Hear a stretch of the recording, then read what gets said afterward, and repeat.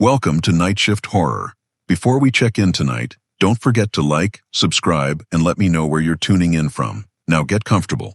The night shift is about to begin.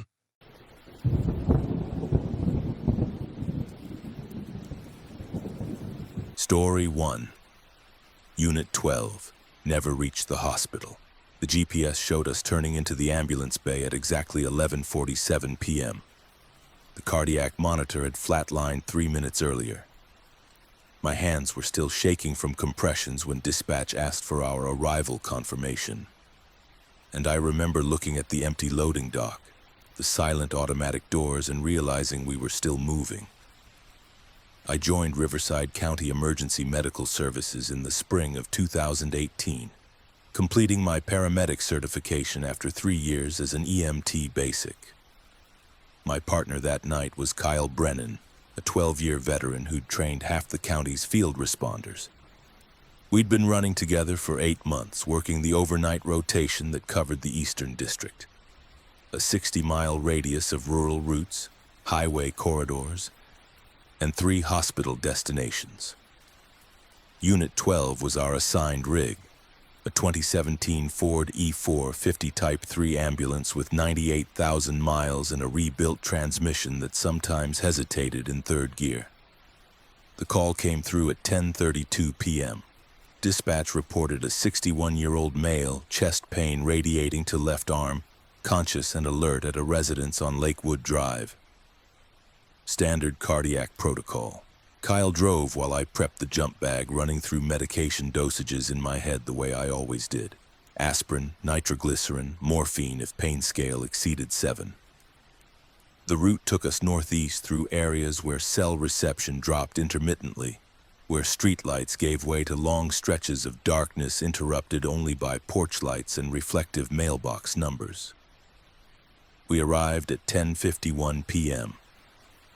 The patient, Dennis Holloway, was sitting upright in his living room, skin pale and diaphoretic, describing pressure across his sternum that had started 40 minutes prior. His wife hovered nearby, hands clasped, asking questions I answered automatically while establishing IV access and placing him on the cardiac monitor. Sinus tachycardia, elevated ST segments in leads 2, 3, and AVF, inferior wall MI. I administered 162 milligrams of aspirin, began oxygen at 4 liters per minute, and radioed our departure to Mercy General Hospital, our closest receiving facility with cardiac catheterization capability. Kyle had the ambulance running. We loaded Holloway at 11:03 p.m. and I documented the transfer in our electronic patient care report while Kyle pulled onto the main road. The route to Mercy General was familiar. South on Lakewood, west on Highway 41, then north on Medical Plaza Drive. Approximately 18 miles, estimated transport time 22 minutes given clear roads and our priority status. I sat in the captain's chair beside Holloway, monitoring vitals every 5 minutes, maintaining conversation to assess mental status, following protocols I could recite from memory. The first medication administration was at 11:09 p.m., nitroglycerin 0.4 milligrams sublingual. Holloway reported slight reduction in chest discomfort, pain scale dropping from 8 to 6. I documented the response and prepared a second dose. Outside the ambulance windows, darkness moved past in familiar patterns. The long curve near the truck stop, the overpass above Cottonwood Creek, the billboard advertising a law firm that had closed 2 years ago, but whose sign remained illuminated. At 11:17 p.m., I administered the second nitroglycerin dose. Holloway's systolic pressure had dropped to 94, acceptable but requiring monitoring. His wife had ridden in the front cab with Kyle, and through the partition window I could see the back of her head, motionless, watching the road ahead. I called out vitals to Kyle. He acknowledged with a brief thumbs-up gesture that I'd seen hundreds of times before. The highway stretched ahead, empty of other traffic. Our emergency lights painted the pavement in rhythmic red pulses, and I remember noting the time on the cardiac monitor display. 11:23 p.m. and calculating we were approximately 8 minutes from hospital arrival. Holloway had closed his eyes but responded appropriately when I asked him to squeeze my hand. Everything was progressing exactly as it should. At 11:29 p.m., I noticed we were still on Highway 41. The turn onto Medical Plaza Drive should have occurred 3 minutes earlier. I stood and moved to the partition, tapping on the window. Kyle glanced back and I pointed questioningly ahead. He nodded, mouthed 2 minutes, and returned his attention to the road. I sat back down. Perhaps construction had altered the route. Perhaps I'd miscalculated our position. I returned to my documentation, logging Holloway's 11:30 vitals. Heart rate 102, blood pressure 90/60, respiratory rate 18, oxygen saturation 97%. At 11:36 p.m., I stood again. The turn still hadn't come. Through the windshield, I could see only highway, unbroken, stretching into darkness. I knocked harder on the partition. Kyle looked back, eyebrows raised. I gestured emphatically toward the road, making a turning motion with my hand. He nodded again, held up 5 fingers, then returned to driving. 5 more minutes. That would put us 15 minutes past our estimated arrival time, far beyond any reasonable delay. I checked my phone. No signal. Not unusual for certain stretches, but we should have been in town, surrounded by towers. The GPS unit mounted on the ambulance wall showed our position as a blue dot moving steadily along a route highlighted in green, with Mercy General Hospital clearly marked ahead. Estimated arrival 11:42 p.m. I watched the dot move, the distance decrease. 4.2 miles, 4.1 miles, 4 miles. Holloway's blood pressure at 11:41 p.m. was 86/58.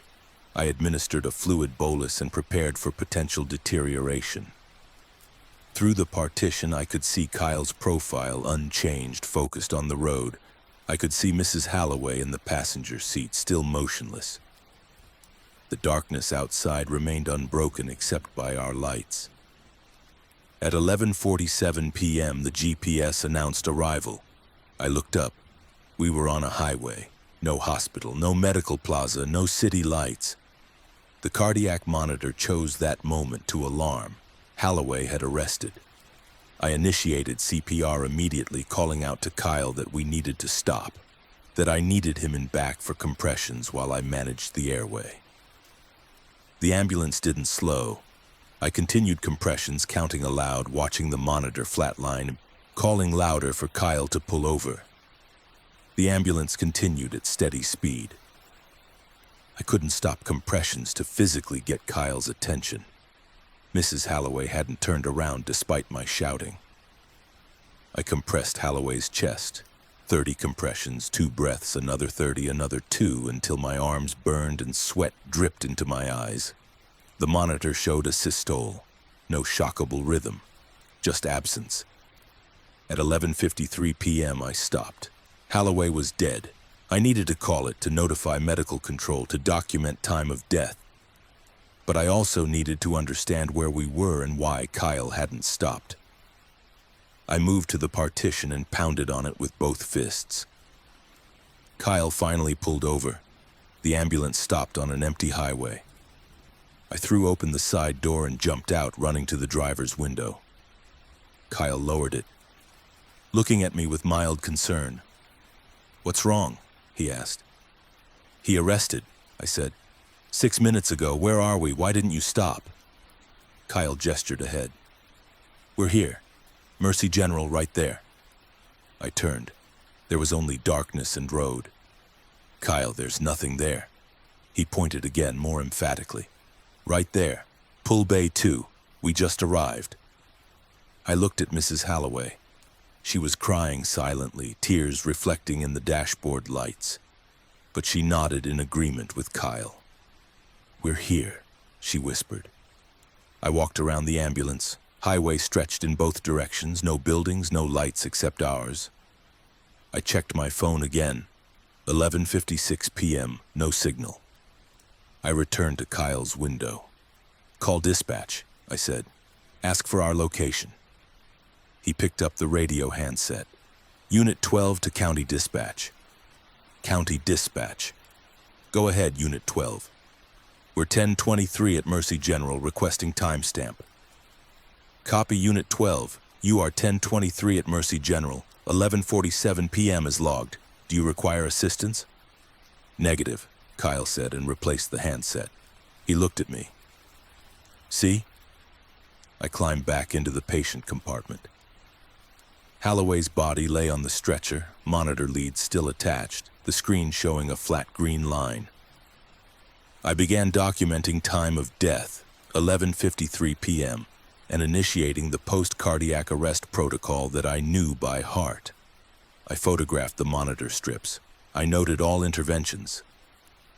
I prepared the report that would be reviewed by medical control and the county coroner.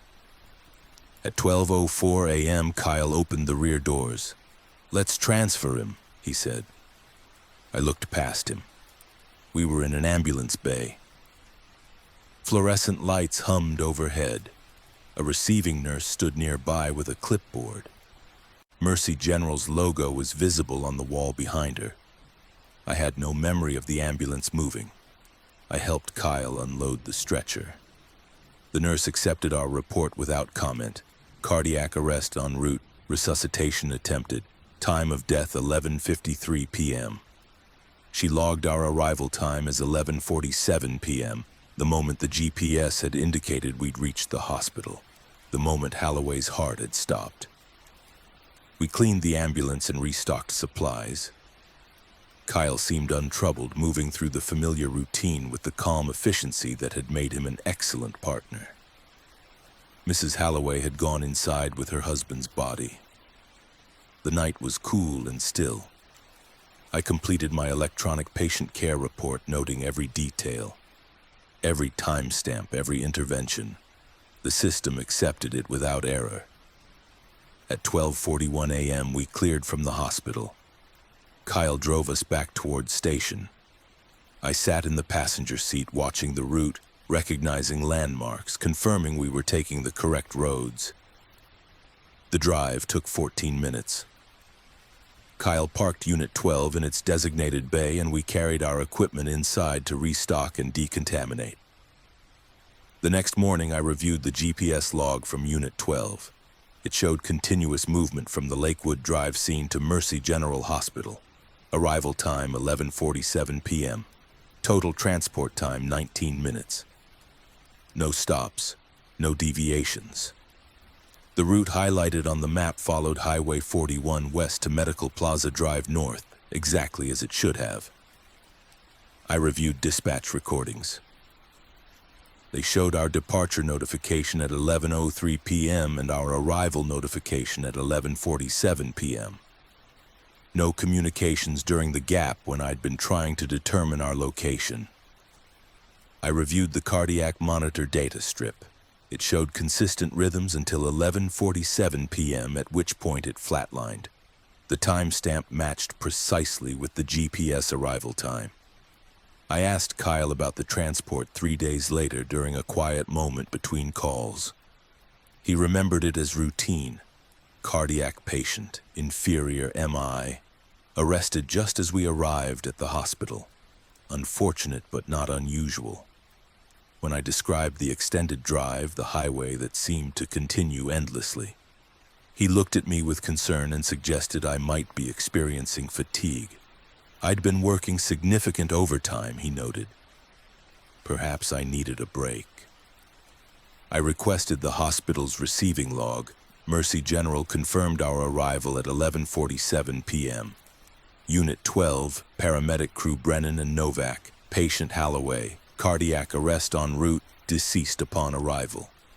The timestamps aligned perfectly across all systems: dispatch, GPS, cardiac monitor, hospital registration. But I remember the darkness outside those windows. I remember pounding on the partition while the highway continued unchanging. I remember jumping out onto empty asphalt and seeing nothing in any direction. I remember the silence when I stopped compressions. The absence that filled the ambulance while I stood in the back, alone with a dead man, moving through a space that GPS insisted was approaching a hospital I couldn't see. Mrs. Halloway sent a letter 3 weeks later, thanking us for our professionalism and care during her husband's final minutes. She mentioned how grateful she was that we'd reached the hospital so quickly, giving Dennis every possible chance. She didn't mention the drive. She didn't mention anything wrong. I still work Unit 12. Kyle remains my partner. The routes haven't changed. But sometimes during transports, I find myself watching the GPS with a focus that borders on obsessive, counting the minutes, comparing them against the distance, confirming that landmarks appear when they should. I check the timestamps on every monitor strip. I verify hospital arrivals by stepping out and visually confirming the building's presence before I begin my report. The paperwork always aligns. The logs always match. The systems confirm each other with bureaucratic precision. But precision isn't truth, and truth isn't always logged. Sometimes a call gets recorded as completed while you're still trying to find where it's supposed to end.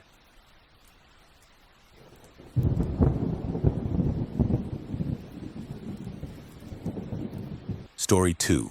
The patient who knew my call sign. She was already telling me to check my radio volume before I'd introduced myself. I'd just pulled the rig into the parking lot, just received my temporary call sign, Echo 7, from dispatch not 3 minutes earlier, and she was looking directly at me through the apartment window, mouthing words I couldn't hear but somehow understood. Turn it down. They'll hear. I'd been an EMT basic for exactly 11 days. My certification card still had that new plastic smell, and my uniform still had factory creases in places the washing machine hadn't reached yet. Northridge Regional Ambulance had assigned me to the Alpha Shift rotation under Field Training Officer Marcus Webb, a 15-year veteran with the kind of calm, methodical demeanor that made every call seem manageable. This was day 4 of my field training, late January 2024, and I was still learning the locations of our coverage area, still memorizing protocols, still checking equipment 3 times before we rolled. The call had come through at 14:36. Difficulty breathing, 53-year-old female, apartment 2C at the Riverside Gardens complex on Hartley Street. Basic life support, no advanced life support requested. Marcus drove while I mentally reviewed respiratory assessment, rate, depth, effort, sounds, symmetry. My certification exam had included a comprehensive respiratory section, and I'd scored well, but classroom scenarios differed substantially from actual patients. We parked near Building 2. I grabbed the ALS bag and oxygen kit while Marcus retrieved the stair chair from the rear compartment. Apartment 2C was second floor, door marked with tarnished brass numbers. I knocked, identified ourselves as Northridge EMS. The door opened before Marcus reached the landing. The woman standing there was thin, mid-50s, wearing a blue cardigan over a gray dress. Her breathing appeared slightly labored but not distressed. She looked at me specifically, not at Marcus, and said, "You're new, Echo 7. I can tell because you haven't learned to lower your radio yet." I glanced at my portable radio, clipped to my chest strap. The volume was set to 6, standard for field operations. I hadn't transmitted anything since arriving. My call sign, Echo 7, had been assigned during morning briefing, temporarily replacing the EMT who was out sick. It wasn't written anywhere visible on my uniform or equipment. "Ma'am, I'm EMT Novak. This is Marcus Webb. We received a call about difficulty breathing." I kept my voice professional, proceeding through the standard introduction I'd practiced repeatedly. "I know who you are," she said. "I called because I need you to understand something before they realize I've made contact." She stepped aside, gesturing us in. "Respiratory assessment first. Protocol requires it." Marcus entered first. I followed, scanning the apartment. Small living room, kitchenette visible through an open doorway, bedroom hall to the right. The space was tidy, sparsely furnished, no medical equipment visible. No signs of respiratory distress environment. No nebulizers, no oxygen concentrators, no medication bottles on surfaces. "Ma'am, can you describe your breathing difficulty?" Marcus had already begun patient assessment, observing her respiratory effort as he spoke. "It's documented as moderate dyspnea, exercise-induced non-productive cough for 3 days," she replied. "Oxygen saturation 94% on room air. You'll confirm that when you check." Marcus retrieved the pulse oximeter from the bag. I prepared to document vitals on the patient care report. He placed the sensor on her index finger. The device calculated for several seconds, then displayed 94%, heart rate 72. "Blood pressure 132/86, she continued. "Respiratory rate 18. You're about to check those next." Marcus retrieved the blood pressure cuff without comment. I found myself watching the patient more carefully. Lucky guesses, perhaps. Some patients were familiar with medical procedures from previous encounters. I prepared the blood pressure documentation field on my tablet. Marcus inflated the cuff, deflated it slowly, listening through his stethoscope. 132/86, he confirmed. "I need Echo 7 to understand something," the patient said, still looking at me. "Your first transmission error is going to be at 15:03. You'll forget to clear your previous status before updating your response code. Dispatch will correct you." I checked my watch. 14:42. I had no plans to make any transmissions in 21 minutes. "Ma'am, we need to focus on your breathing difficulty. When did the symptoms begin?" 3 days ago, as I stated. But that's not why I called. I called because you need to hear this while you still can. After 15:03, you won't remember receiving any information contradicting standard procedure. Marcus was counting respirations, observing chest rise. 18 per minute, regular rhythm, no accessory muscle use, he documented. He looked at the patient. "Ma'am, are you experiencing breathing difficulty right now?" "Mild," she said. "Sufficient to justify a basic life support call but not requiring transport. You're going to suggest transport for evaluation. I'm going to refuse. Echo 7 is going to complete a refusal form. The form will auto-populate with details he hasn't entered yet."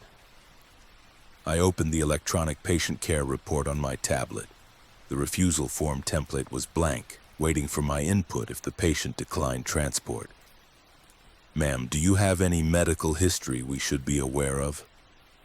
"Chronic obstructive pulmonary disease, diagnosed 2019. Medications, albuterol is needed, which I last used 45 minutes ago.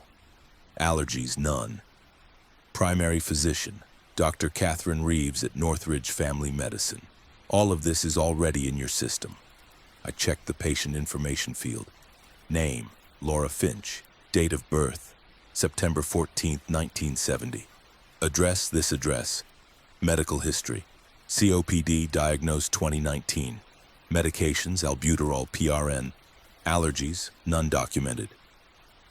Primary care, Dr. Reeves. Catherine, Northridge Family Medicine. The information had auto-populated when I entered her name, pulled from previous ambulance calls or hospital records. Standard system behavior. I told myself this was standard. "Ms. Finch," Marcus said, "given your COPD and current symptoms, we recommend transport to Northridge Regional for evaluation. The breathing difficulty you're experiencing could indicate an exacerbation requiring treatment." "I'm refusing transport," she replied. "Echo 7, begin the refusal documentation. Name, date, time, witnessed by both crew members. I understand the risks. I understand I can call back if symptoms worsen. Standard language." I began entering the refusal form data. Name, Laura Finch. Date, January 23, 2024. Time, 14:47. I looked up at her. Ms. Finch, I need to confirm you understand that refusing transport could result in serious medical complications, and that we've advised you to seek immediate evaluation. I understand completely, she said. And you need to understand that at 15:03 you're going to make your first procedural error. Not because you don't know protocol, because they'll make you forget which protocol applies to which circumstance. You'll transmit on the wrong status code, and you'll accept dispatch's correction without questioning why you made the error. Marcus glanced at me, then back to Ms. Finch. Ma'am, are you feeling confused or disoriented? Have you experienced any changes in mental status? No, she said. I'm providing information Echo 7 will need later. After he experiences enough corrections, he'll begin documenting them. When he reviews those documents, he'll notice patterns, if he's observant. I completed the refusal form, entering standard language about risks and recommendations. The form required patient signature. I turned the tablet toward Ms. Finch. She signed without reading. Her signature triggered the form's completion process. Timestamp applied, crew signatures collected digitally, form filed to the call record. Then the assessment fields auto-filled. I watched as text appeared in documentation boxes I'd left empty, planning to complete them after we cleared. Patient alert and oriented times 4. Respiratory distress mild, consistent with COPD exacerbation. Patient educated on warning signs and advised to call 911 if symptoms worsen. Patient verbalized understanding of risks associated with refusal. Follow-up arranged with primary care physician. I'd written none of that. I looked at Marcus. He was reviewing the form on his own tablet, nodding approval. Good documentation, Novak. Clear and thorough. I didn't write the assessment section, I said. Sure you did, Marcus replied. Right there. Patient alert and oriented, respiratory distress mild, good detail. I looked at Ms. Finch. She was watching me with an expression I couldn't quite identify. Not satisfaction, not sympathy, something closer to recognition. You're going to want to check your transmitted calls log tonight, she said quietly. Compare your memory of transmissions against what the system recorded. You'll find discrepancies, small ones at first. Marcus was packing equipment. Ms. Finch, please don't hesitate to call back if your breathing worsens. And please follow up with Dr. Reeves as soon as possible. I will, she said. Then to me. 15:03, Echo 7. Remember. We returned to the ambulance. I loaded the equipment while Marcus completed his portion of the call documentation. At 14:54, we marked ourselves available. Dispatch acknowledged. No new calls immediately assigned. Marcus suggested we stage at the district's central position near the intersection of 5th and Main, which provided optimal response coverage for our area. We drove there in silence. I kept checking my watch. 14:58, 1500, 15:02. I had no calls pending. No need to transmit anything. The radio was quiet except for occasional traffic from other units. At 15:03, my radio activated. My voice came through the speaker. Echo 7 to Northridge Dispatch, we are 10-8 available for calls. I hadn't pressed the transmit button. I looked down at my radio. My hand was nowhere near it. Dispatch responded immediately. Echo 7, you're already marked 10-8. Please confirm your status code before transmitting. My hand moved to the radio. I pressed the transmit button. My voice said, Echo 7 copies, 10-8 confirmed. I didn't remember deciding to transmit. I didn't remember what I'd intended to say. But Marcus nodded approvingly. Getting the hang of radio procedure, he said.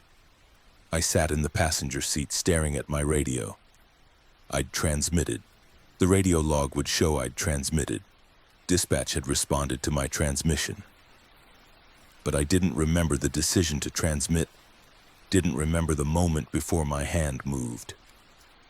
The rest of the shift proceeded normally.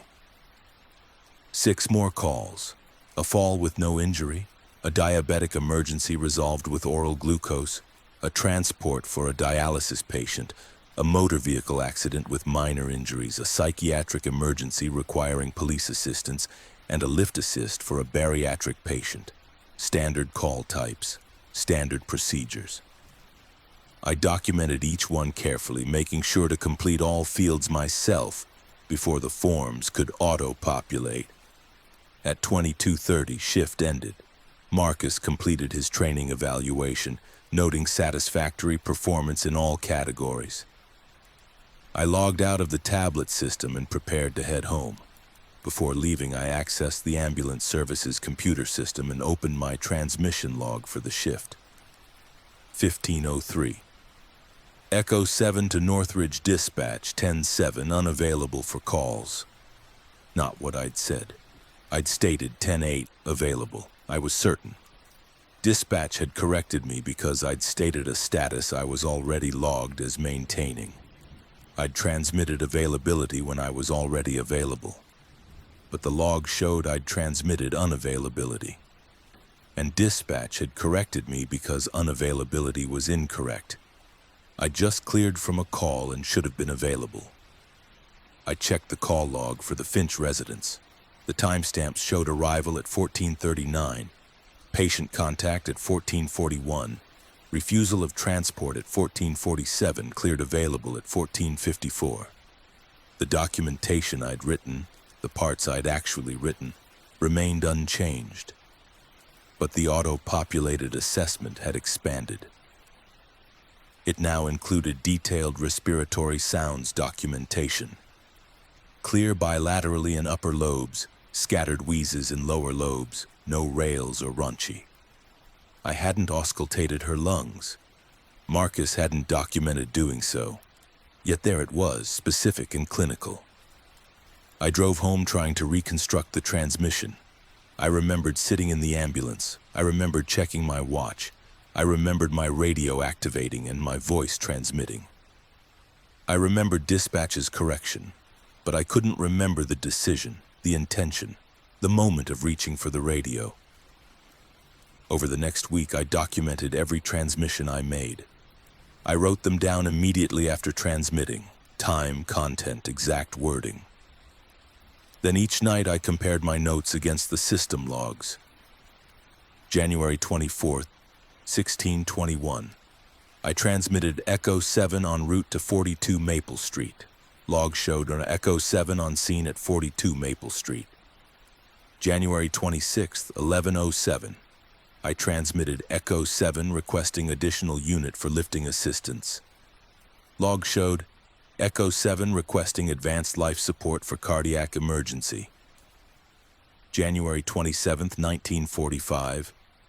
I transmitted Echo 7 transporting to Northridge Regional, Code 2. Log showed Echo 7 transporting to Northridge Regional, Code 3. The logs didn't match my memories, but the dispatch responses matched the logs, which meant either my memories were wrong or the transmissions were being altered between my radio and dispatch recording, or I was transmitting things I didn't remember transmitting. Marcus noticed my increased attention to radio procedure. "You're overthinking it, Novak," he said during a call documentation session. "Radio work becomes automatic after a while. You'll stop consciously processing every transmission." That was exactly what concerned me. On February 1st, 9 days after the Finch call, we received another assignment to Riverside Gardens. Different apartment, different call type, but same complex. As we pulled into the parking lot, I looked up at Building 2. A woman stood at the second-floor window of apartment 2C. She raised one hand in a gesture that might have been a wave or might have been a warning. I checked our dispatch notes. The call was for apartment 4A, entirely different location. But I found myself watching that window, that figure, until Marcus called me to grab equipment. Later that night, I looked up Laura Finch in our call database. 3 previous calls to her address, all for respiratory difficulty, all refusals of transport. The documentation on each was thorough, detailed, complete. Each included assessment details that should have required physical examination, but that were noted as patient-reported rather than clinician-observed. Each call had involved a trainee EMT. Different trainees, different training officers, different dates spanning back 18 months. Each trainee had logged their first procedural error within 30 minutes of clearing from Finch's apartment.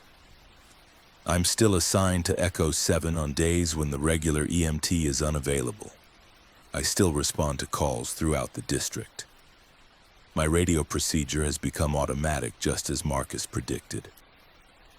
I no longer consciously register every transmission, but I keep written logs anyway, and the discrepancies continue, small and frequent, barely noticeable unless you're specifically looking for them.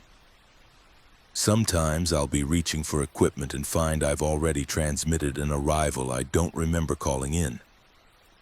Sometimes my patient care reports contain observations I don't recall making. Sometimes dispatch will reference information I'm certain I never provided. The system logs are always complete. The documentation is always thorough. My training officer reviews my work and finds it satisfactory. Everything aligns perfectly within the operational record. I just can't always remember creating that record, and I'm no longer entirely certain which memories are mine and which have been corrected into alignment. Some calls never really clear. They just keep transmitting long after you think you've gone available.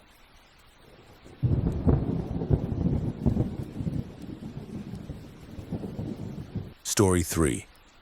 Time of death, pending. The monitor refused.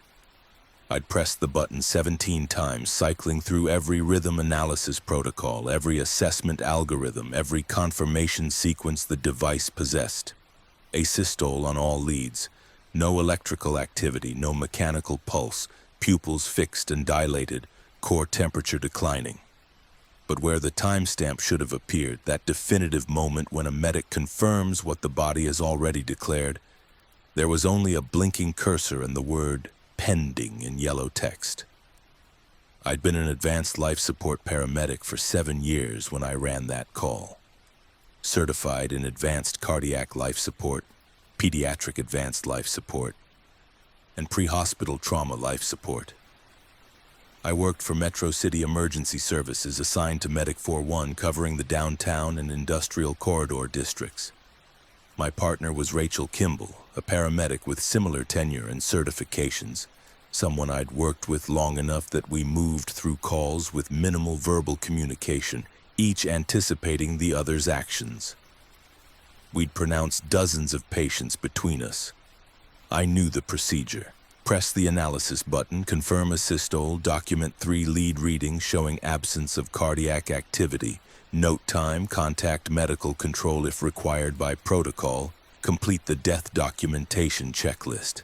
Simple, clinical, final. The call came in at 23:14 on March 9th, 2023. Unresponsive male, unknown age, industrial parking lot at the old Wexford Textile Building on Harrison Avenue. The caller had been security reporting a possible unconscious person near the south loading dock. No other information provided. Rachel drove while I reviewed protocols on the mobile data terminal, unknown medical, potential trauma, environmental exposure given the overnight temperature of 37 degrees. We arrived at 23:28. The textile building had been abandoned for 6 years, its windows dark, its parking lot cracked and weedy. Our headlights found the security vehicle first, then the figure lying supine on the asphalt approximately 40 feet from the loading dock. The security guard, middle-aged, wearing a company jacket with Brownell Security Services embroidered on the chest, stood near his vehicle, illuminating the scene with a flashlight. I grabbed the ALS bag and cardiac monitor. Rachel brought the airway kit and oxygen. We approached the patient together, conducting our scene survey as we moved. No obvious hazards, no signs of violence, no indication of mechanism of injury. The patient was male, approximately 50 to 60 years old, thin build, wearing work clothes that appeared decades out of date. Gray cotton trousers, a blue work shirt with Wexford Textile name patch. Brown boots worn nearly through at the soles. I knelt beside him and immediately began primary assessment. No response to verbal stimuli. No response to painful stimuli. I pressed firmly on his sternum, rubbed his clavicle, applied pressure to his nail beds. No reaction. I opened his airway with a head tilt chin lift maneuver and assessed breathing. No chest rise, no air movement. I felt for a carotid pulse, waiting 10 full seconds, nothing. Apneic and pulseless, I called to Rachel. She was already preparing the bag valve mask. I began chest compressions immediately, positioning my hands over the lower sternum, compressing at least 2 inches deep at a rate of 100 to 120 per minute. Rachel ventilated after every 30 compressions, delivering breaths over 1 second each, watching for chest rise. I continued compressions while Rachel applied the cardiac monitor electrodes. White on right upper chest, red on left upper chest, green on left lower ribs. The monitor initialized analyzing rhythm. The screen displayed a flat green line across all 3 leads. A systole. No organized electrical activity. I continued CPR while Rachel prepared medications and airway equipment. At 2 minutes, we switched positions. Rachel took over compressions while I established an intravenous line in his left antecubital vein, confirming placement with blood return. I administered 1 milligram of epinephrine, then resumed bag valve mask ventilations. After another 2 minutes, I inserted an advanced airway, a King LTD supraglottic device, confirming placement by auscultation and capnography. The waveform capnography showed low end tidal CO2 consistent with cardiac arrest and low perfusion. We worked through the algorithm. Epinephrine every 3 to 5 minutes. High-quality CPR with minimal interruptions. Rhythm checks every 2 minutes showing persistent asystole. I considered reversible causes: hypovolemia, hypoxia, hydrogen ion concentration, hypokalemia, hypothermia, tension pneumothorax, tamponade, toxins, thrombosis. Nothing indicated specific treatment beyond our current interventions. His pupils were fixed at 6 millimeters, non-reactive to light from my penlight. His skin was cool and pale. Rigor mortis had not yet developed, but dependent lividity was beginning to appear along his posterior surfaces. At 10 minutes into resuscitation, I performed another rhythm check. A systole on all leads, no pulses. I looked at Rachel. She was maintaining compressions with good depth and rate, not yet fatigued. The security guard stood nearby, watching silently. I made the decision every paramedic learns to make based on evidence and protocol. This patient had been deceased before our arrival, likely for at least 30 to 60 minutes based on physical findings. Resuscitation was not producing any response. I needed to terminate efforts. I pressed the Analyze Rhythm button on the monitor, initiating the protocol that would capture and store the final rhythm strips for documentation. The monitor processed for several seconds, then displayed the 3-lead rhythm printout, flat lines across all leads consistent with a systole, with a timestamp field at the bottom. The timestamp field read, "Time of death pending," not blank, not awaiting input. The word pending in yellow text with a blinking cursor beside it. I stared at it. Rachel noticed my pause and looked at the monitor. "What's wrong?" "It won't timestamp," I said. I pressed the button again. The monitor reanalyzed, printed another rhythm strip, same flat lines. Same yellow text. "Time of death pending." "Try manual input," Rachel suggested. She'd stopped compressions to assess the situation. The patient remained pulseless, apneic, unresponsive. I accessed the manual entry menu on the monitor. The timestamp field appeared, cursor blinking. I entered the current time, 23:51. I pressed confirm.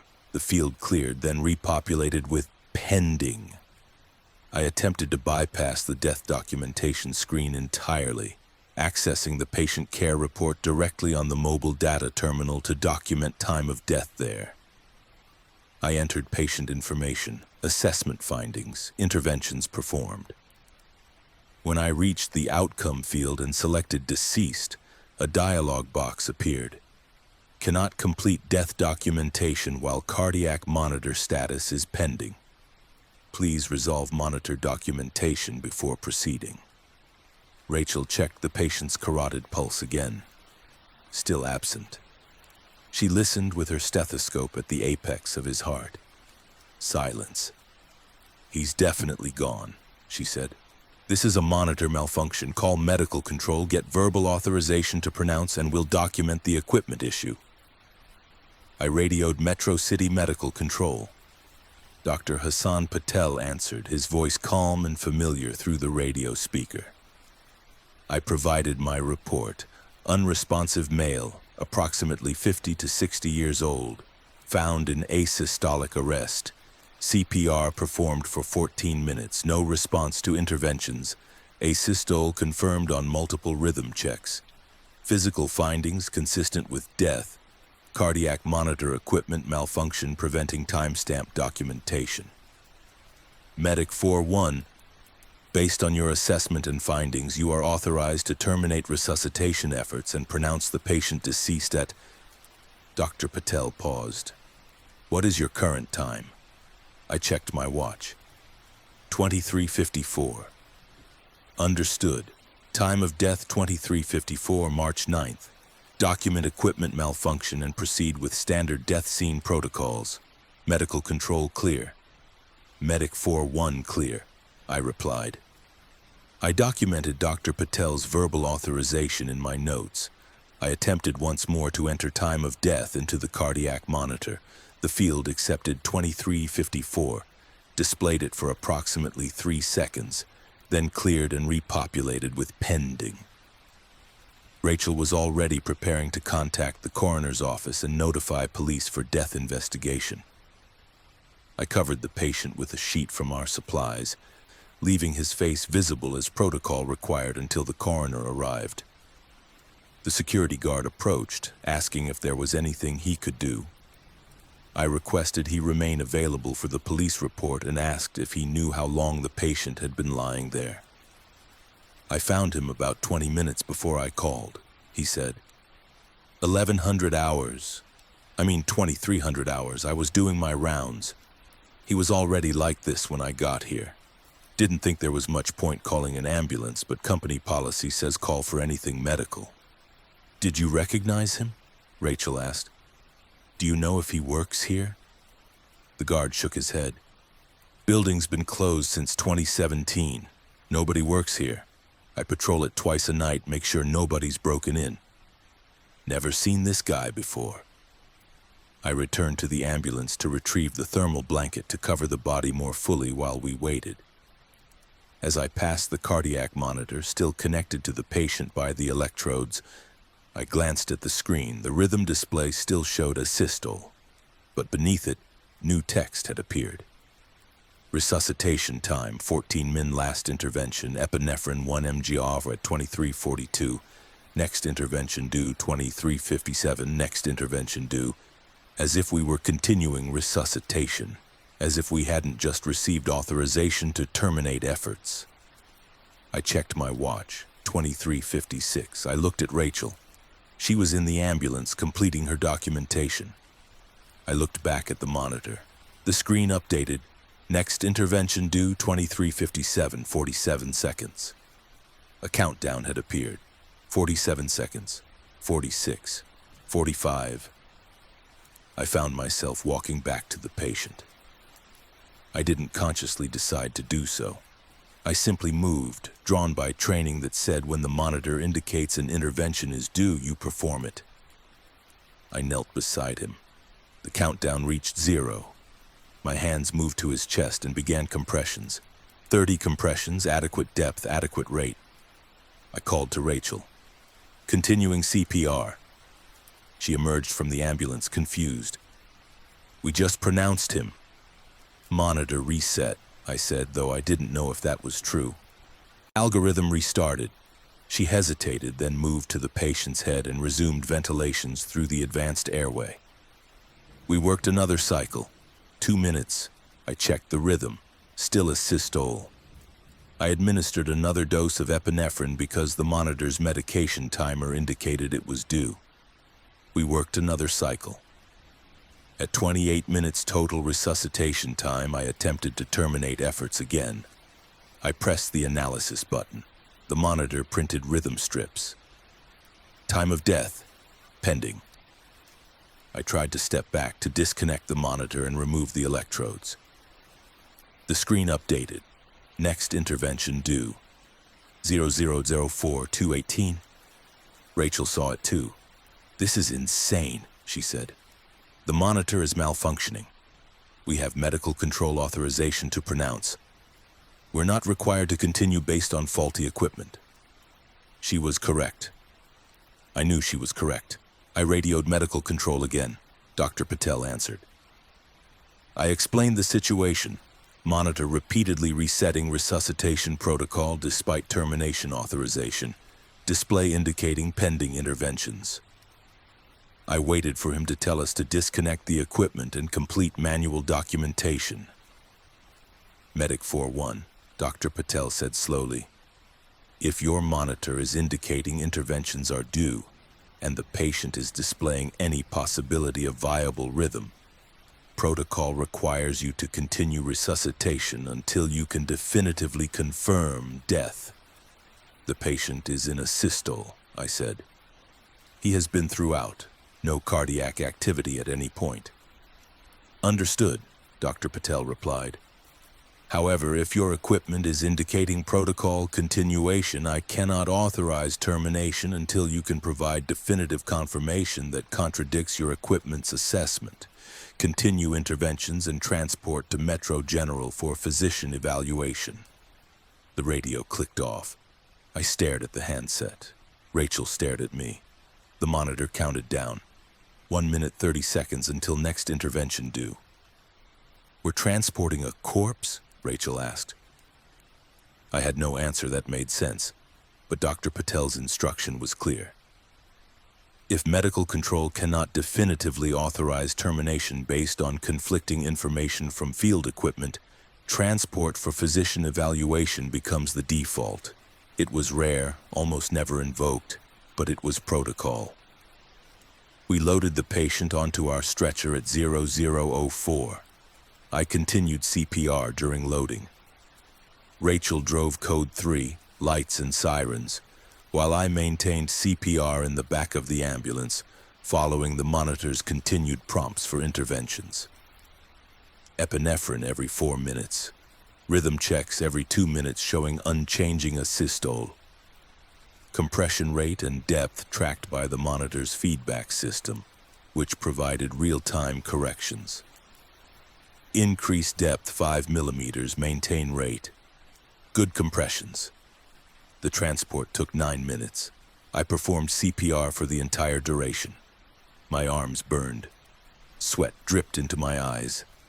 The patient remained unchanged, cold, pale, pupils fixed, no pulse, no respiratory effort, no response to any stimuli. But the monitor insisted, pending, continue resuscitation. We arrived at Metro General at 0013. The emergency department staff met us at the ambulance bay. Dr. Lisa Brennan, the attending physician, received my report while we moved toward the trauma bay. Unresponsive male, witnessed arrest.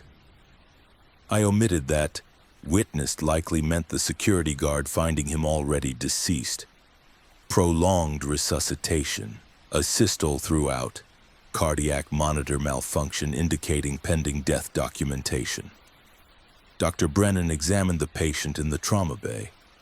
She assessed for pulses, checked pupils, auscultated heart and lungs, reviewed the cardiac monitor rhythm, a systole on all leads. She looked at the monitor's timestamp field. Pending. "How long has that been displaying?" she asked. "Since I first attempted to document time of death," I said. "Approximately 43 minutes ago." She examined the patient more thoroughly, checking for rigor mortis, lividity, signs of decomposition, all findings consistent with recent death. She looked at the cardiac monitor again, accessing its internal log, reviewing the stored rhythm strips. She found the first rhythm I'd captured at 10 minutes into resuscitation. Clear a systole. She found each subsequent rhythm check, all a systole, all time-stamped with pending. "This patient is deceased," Dr. Brennan said quietly. "Has been for at least an hour, probably longer based on presentation. Your monitor has a significant malfunction." She reached for the power button on the monitor. Before she pressed it, the screen updated. "Warning. Terminating monitoring will finalize pending status. Confirm termination." Dr. Brennan read the warning. She looked at me. "Did this display earlier?" "No," I said.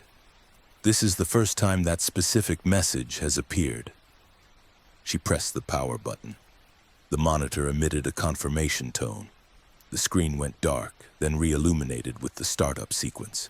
When it completed initialization, the main display showed, "No patient connected. System ready." The death documentation screen no longer appeared. The pending status had cleared. Dr. Brennan removed the electrode pads from the patient's chest. She documented her examination findings on the emergency department record. Time of death, 0018, March 10, 2023, as evaluated and confirmed by emergency department physician. Rachel and I cleaned our equipment and restocked the ambulance. The cardiac monitor functioned normally when we tested it. Rhythm detection accurate, timestamp fields accepting manual input, all systems responding correctly.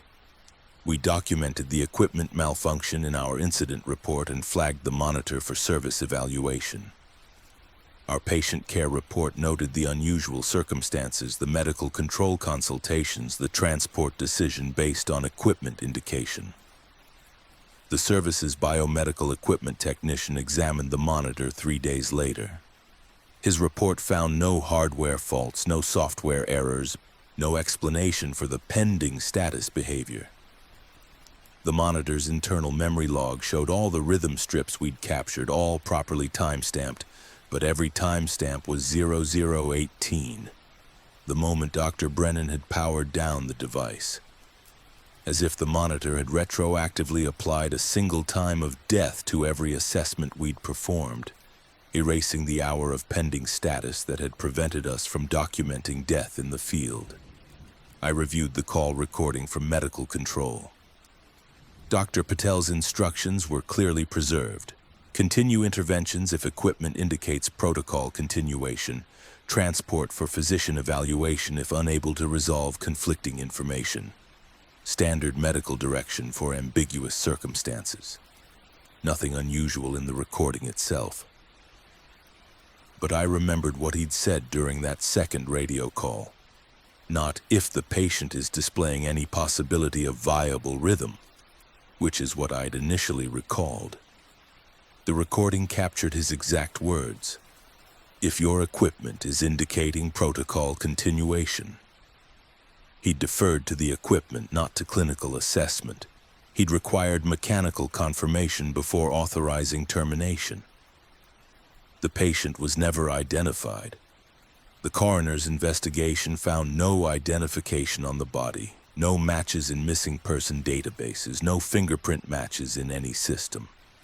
The work clothes he wore, Wexford Textile Company shirt, were a style the company hadn't issued since the factory closed in 2017. The fabric showed age and wear consistent with years of use. But the company's employee records, subpoenaed during the investigation, contained no record of any worker matching his description or approximate age. He was buried in the city's indigent cemetery 6 weeks later, after the mandatory holding period for unidentified remains expired. The death certificate listed time of death as 0018, cause of death as cardiac arrest of unknown etiology, identity as John Doe, pending investigation. I still work for Metro City Emergency Services. I still run cardiac arrests regularly. I still follow protocols exactly, including the death documentation procedures. The cardiac monitors we use function reliably, time-stamping deaths without hesitation when I confirm a systole and initiate the documentation sequence. But I've started noticing something in the equipment logs. When I review completed calls in the system, checking my documentation for quality assurance, I sometimes find rhythm strips I don't remember capturing. Extra assessments logged at times when I'm certain I was performing other interventions. Timestamps that don't align with my memory of the call's progression. The documentation is always complete. The timestamps are always present. Medical control never questions the records. Everything aligns within the official logs. I just can't always remember creating every entry. And sometimes, late in a shift when I'm tired and I glance at the cardiac monitor between calls, I see it, pending in small yellow text at the bottom of the screen just for a moment before the display refreshes and shows "System ready again." Some deaths never finalize in the system. They just keep pending, waiting for confirmation that never quite arrives. While the resuscitation timer counts forward into hours no protocol was designed to measure.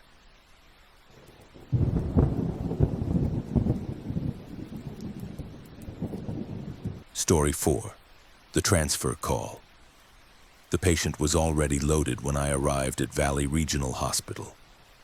Stretcher positioned in the ambulance bay, oxygen running at 2 liters per minute via nasal cannula. Cardiac monitor displaying a regular sinus rhythm at 78 beats per minute. The sending nurse stood nearby with a clipboard containing transfer paperwork. Everything appeared routine for an interfacility transport, except Valley Regional's charge nurse was insisting they'd never admitted anyone by that name, and the receiving hospital had been holding a bed for this patient since yesterday afternoon. I'd worked interfacility transports for Tri-County Medical Transfer Service for 4 years by March of 2025. IFT work differed substantially from 911 emergency response, scheduled transfers between hospitals, nursing homes, dialysis centers, rehabilitation facilities. Less acute, more predictable, but requiring equal attention to patient care and documentation. My usual partner was Tom Chen. Wait, let me correct that. My usual partner was David Brennan, a paramedic with 8 years IFT experience and the kind of methodical approach that made every transport feel organized and controlled. The call had been dispatched at 13:45. Transfer patient Malcolm Hendricks, 72 years old, from Valley Regional Hospital to Pinecrest Medical Center for continued cardiac monitoring. Diagnosis: atrial fibrillation with rapid ventricular response, now rate-controlled on diltiazem infusion. The transfer request indicated he'd been admitted to Valley Regional 48 hours prior, stabilized in their ICU, and was now ready for step-down care at Pinecrest, which had the specialized cardiac telemetry capabilities Valley Regional lacked. David drove while I reviewed the transfer paperwork in the passenger seat during our 20-minute response to Valley Regional. The documentation appeared complete: patient name, date of birth, medical record number, attending physician, diagnosis, medications, allergies, vital signs from the past 12 hours, receiving physician information.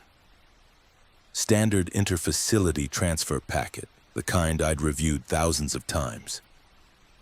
We arrived at Valley Regional at 14:08.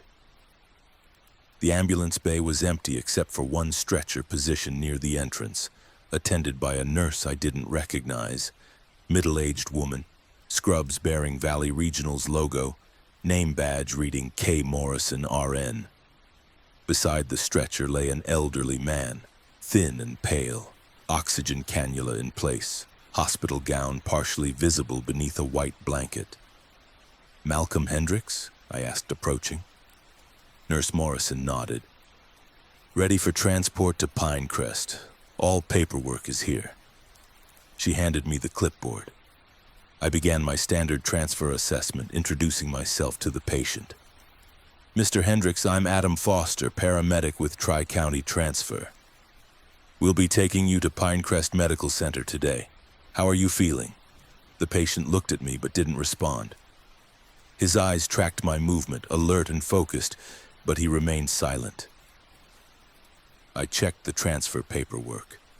No documentation of aphasia or communication difficulties. "Mr. Hendricks, can you tell me if you're having any pain or discomfort?" Still no response. I looked at Nurse Morrison. "Is he able to communicate verbally?" "He's been quiet during the admission," she said. "Mostly nonverbal, but he follows commands appropriately." She leaned toward the patient. "Mr. Hendricks, can you squeeze my hand?" She extended her hand. The patient grasped it, squeezed, released. "See? Oriented and cooperative, just not speaking." I continued the assessment. Lung sounds clear bilaterally. Heart tones regular, no murmurs audible. Radial pulse strong and regular. Blood pressure 132/84. Oxygen saturation 96% on 2 liters. Cardiac monitor showing normal sinus rhythm.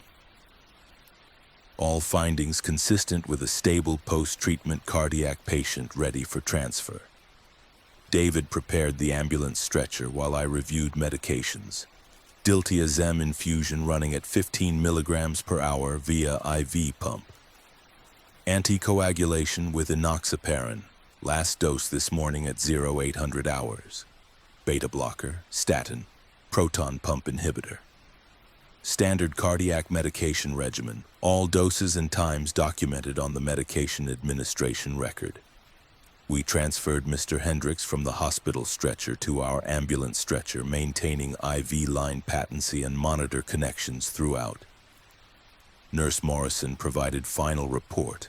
Patient stable, no acute issues during admission, cardiac rhythm controlled, ready for continued monitoring at step-down facility. She handed me the transfer packet in a sealed envelope marked "Patient Records Confidential."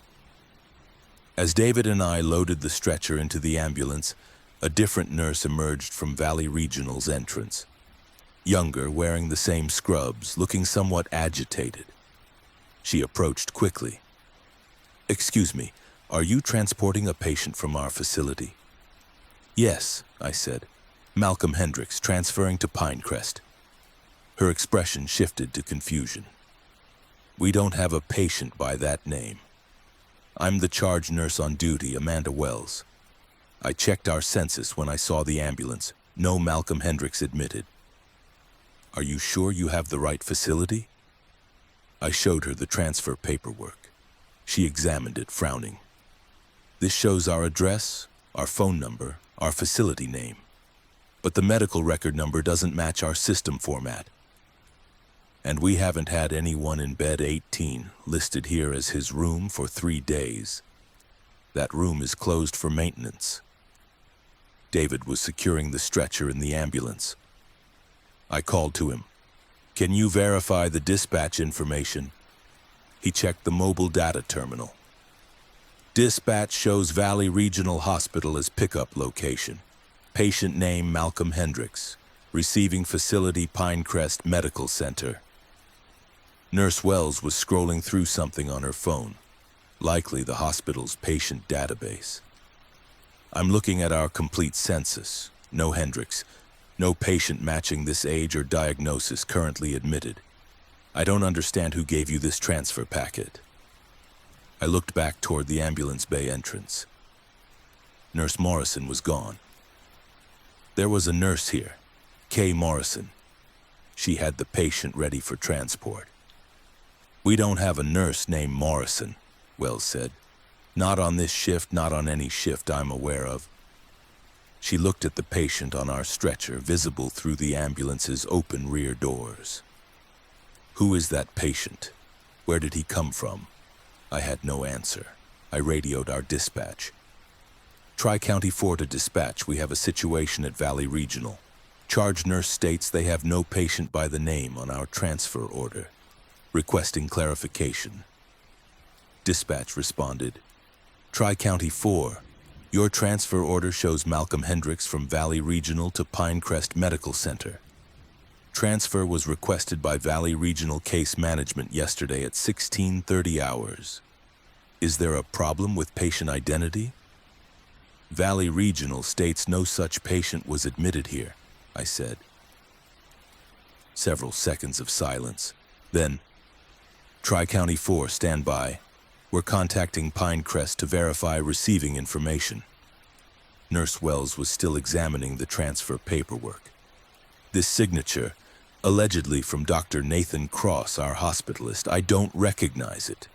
And we don't have a hospitalist by that name on staff. She looked increasingly concerned. This is very irregular. I need to speak with my supervisor immediately. Please don't transport this patient until we determine where he actually came from. David joined me outside the ambulance. What's happening? The hospital says this patient was never admitted here, I said. They don't know who he is or who prepared him for transport. David looked at the patient, who remained silent on the stretcher, oxygen flowing, monitor displaying stable rhythms, appearing exactly like what the paperwork claimed. A post-acute cardiac patient ready for step-down care. Our dispatch radioed back. Tri-County 4, we contacted Pinecrest Medical Center. They confirm they've been holding a bed for Malcolm Hendricks since yesterday. Transfer requested from Valley Regional for continued cardiac monitoring. Their records show the transfer was coordinated through standard channels and approved by their accepting physician. They're expecting your arrival. But Valley Regional denies the patient exists, I replied. Another pause. Tri-County 4, do you have a patient on your stretcher currently? Yes. Does the patient match the description on your transfer paperwork? I checked. Male, 72 years old, approximately 165 pounds, gray hair, no distinguishing marks documented. The patient on our stretcher matched that general description. Affirmative. Does the patient have identification? I checked the patient's belongings bag, standard clear plastic hospital issue. Inside were slippers, eyeglasses, a small paperback book, a plastic cup. No wallet, no identification cards, no personal effects with names or addresses. Negative on identification. Tri-County 4, contact your supervisor before proceeding. I called my shift supervisor, Janet Carr, and explained the situation. She listened without interrupting, then said, "What does your paperwork show?" Complete transfer packet from Valley Regional to Pinecrest. All standard documentation. Medication records, physician orders, patient assessment data. And Pinecrest is expecting this patient? Correct. They've been holding a bed since yesterday. And you have a patient on your stretcher who matches the description and appears to require the level of care indicated in the transfer paperwork? Correct. Janet was quiet for several seconds. Here's what's happening. Valley Regional made an administrative error. They coded the admission under a different system, or the patient was registered incorrectly.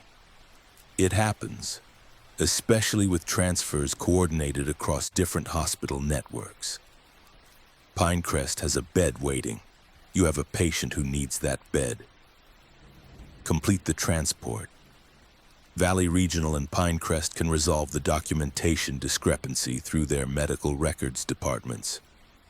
The charge nurse here is insisting we shouldn't transport until they identify the patient, I said. The charge nurse doesn't have authority over interfacility transports coordinated by case management, Janet replied. You have valid transfer orders and a receiving facility ready to accept. Complete the transport. I'll contact both hospitals' administration to facilitate the records investigation. I acknowledged and ended the call. Nurse Wells was on her own phone, presumably with her supervisor. I approached her. Our supervisor has instructed us to complete the transport. Pinecrest is expecting the patient. The records discrepancy will be resolved between the facilities. She looked frustrated but uncertain. I don't have authority to prevent a transfer if it's been properly coordinated through case management. But this doesn't feel right. We have no record of this patient. I understand, I said. But we have a patient who needs continued care, and a facility waiting to provide it. Delaying transport doesn't serve anyone's interest. She reluctantly agreed, though she documented her objections and concerns in Valley Regional's incident report system. David and I secured the ambulance, completed our departure checklist, and prepared to transport.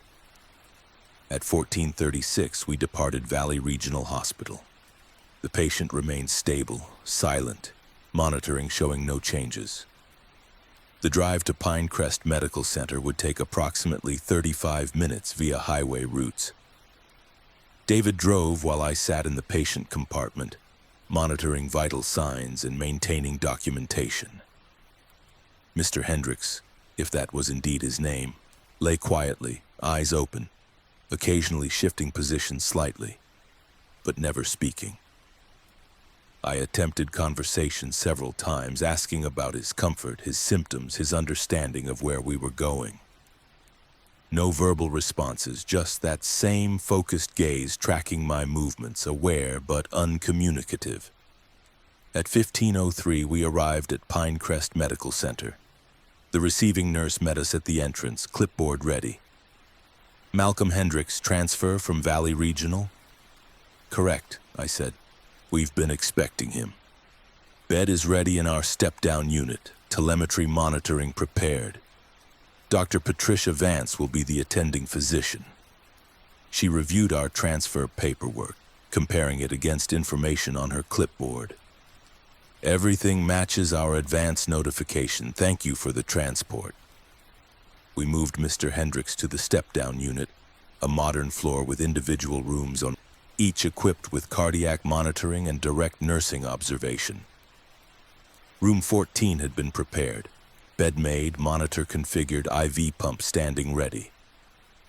We transferred him from our stretcher to the hospital bed, reconnected his IV infusion to their pump, attached their telemetry monitor leads. The receiving nurse, whose badge identified her as L. Porter, RN, completed her admission assessment efficiently. She reviewed medications, checked the IV site, confirmed pump settings, assessed the patient's responsiveness. Mr. Hendricks, I'm Nurse Porter. You're at Pinecrest Medical Center now. We'll be taking good care of you. The patient looked at her but didn't respond. She didn't seem surprised. Still nonverbal, I see. That's consistent with the advance information we received. I provided verbal report. Patient stable throughout transport, no acute changes, vital signs within normal parameters, medications continued without interruption.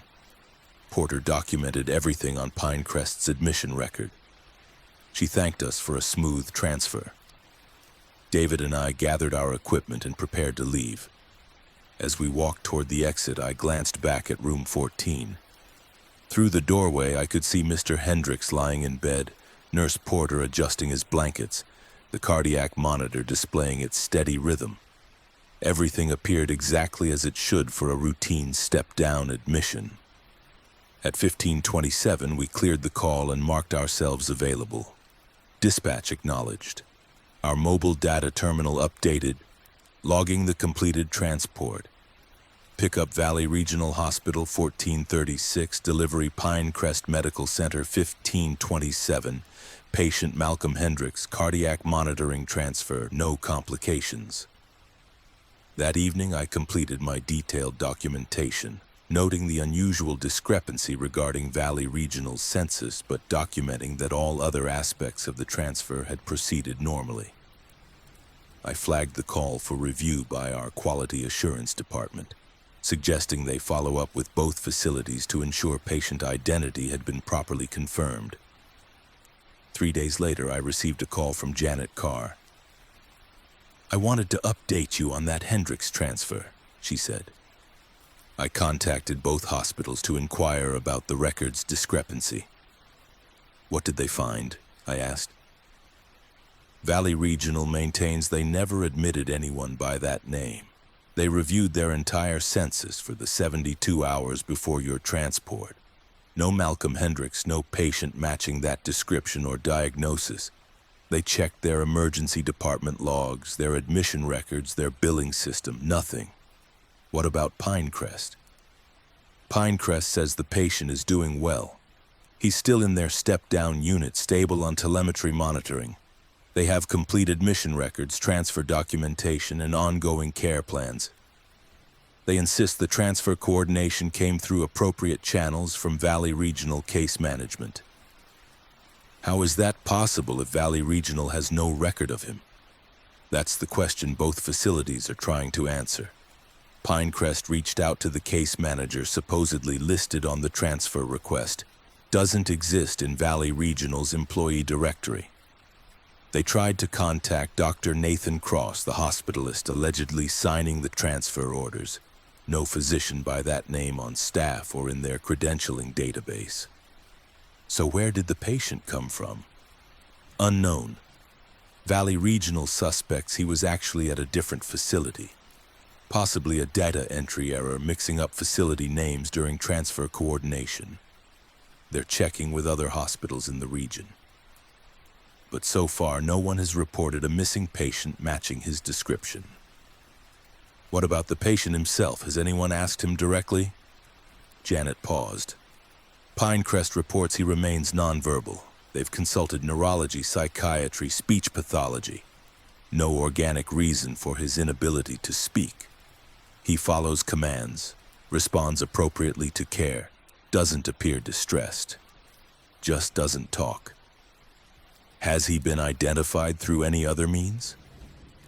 Fingerprints, facial recognition, missing person databases? Nothing yet. He had no identification, no personal effects with identifying information.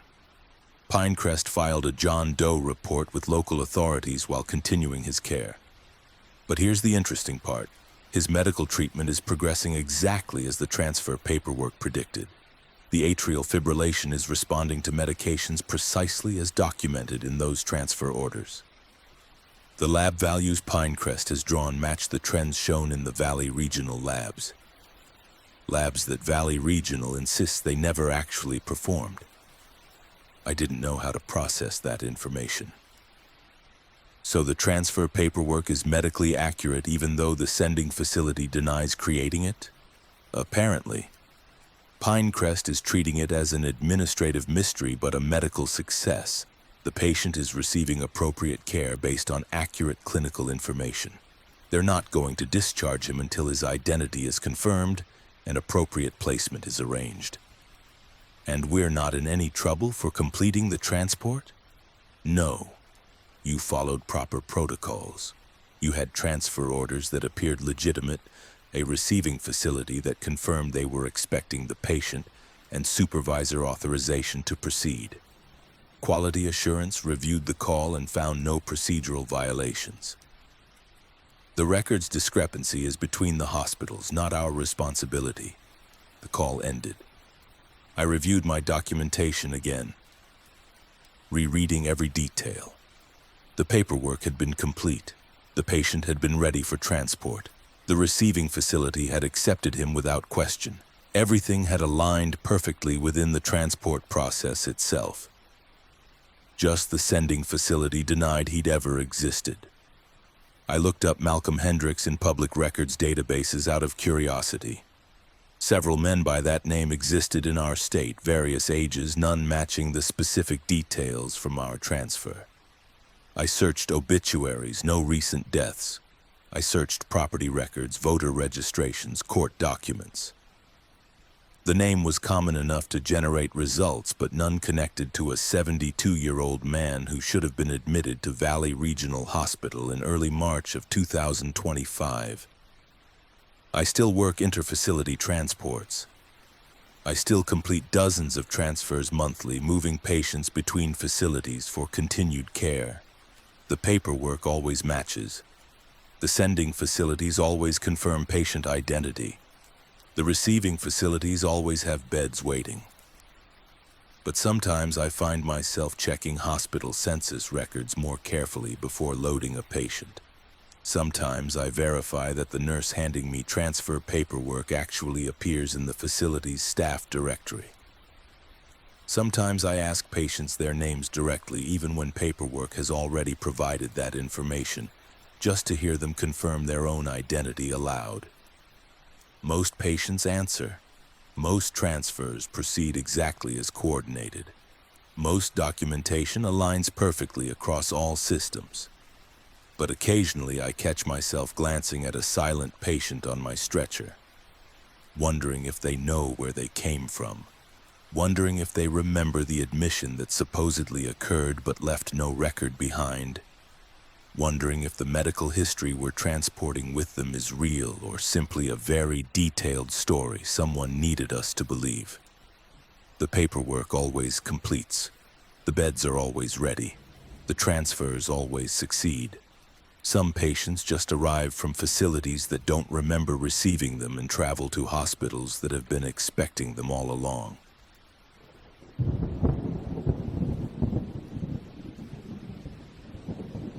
Story 5. High Priority Return. The dispatch came through at 1842. Returned to a scene we'd cleared 9 minutes earlier. High priority, no additional information, just an address we'd just left and an escalation code I'd never seen before, Tango 7, indicating some kind of supervisory override. I looked at my partner, Jessica Morrow, and she looked back with the same confusion I felt. We'd just transported a patient from that address. The scene had been clear. There'd been nothing requiring follow-up. And yet dispatch was ordering us back with language usually reserved for active mass casualty incidents. I'd been a paramedic supervisor for Northridge County Emergency Services for 2 years by November of 2025, promoted after 8 years as a field paramedic. Supervisor shifts involved oversight of multiple units across the county, response to complex scenes requiring command coordination, and liaison between field crews and dispatch operations.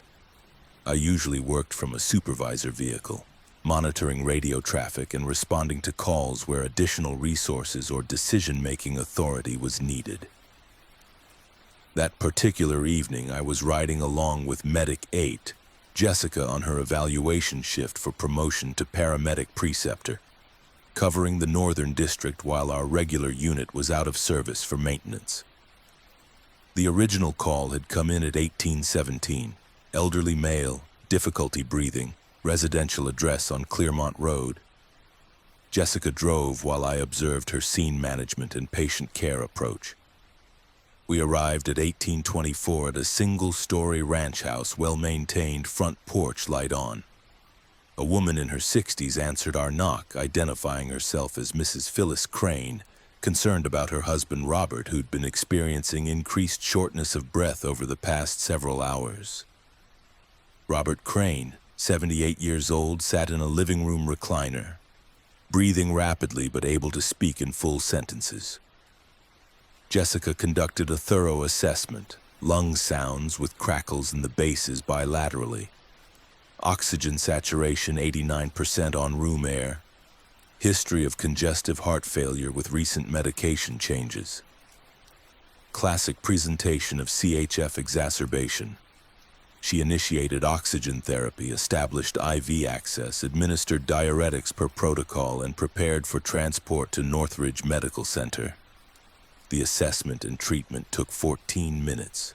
Mr. Crane improved somewhat with oxygen, his saturation rising to 94%.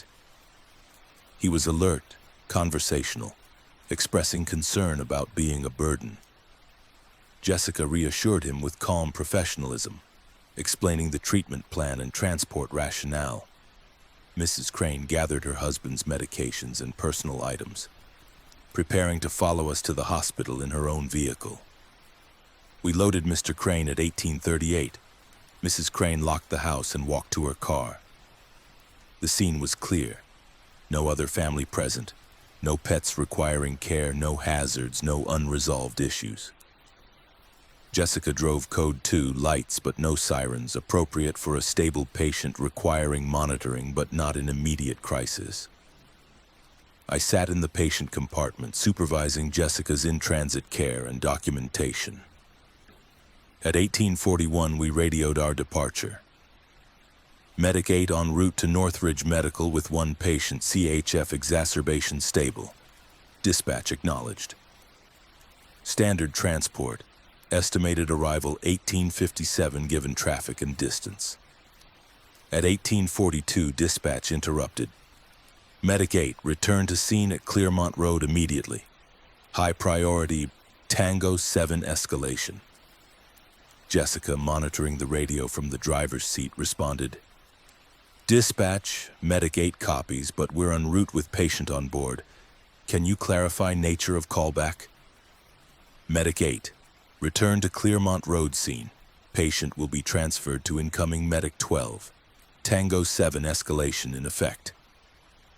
I picked up the radio. Dispatch, this is Supervisor Hastings on Medic 8.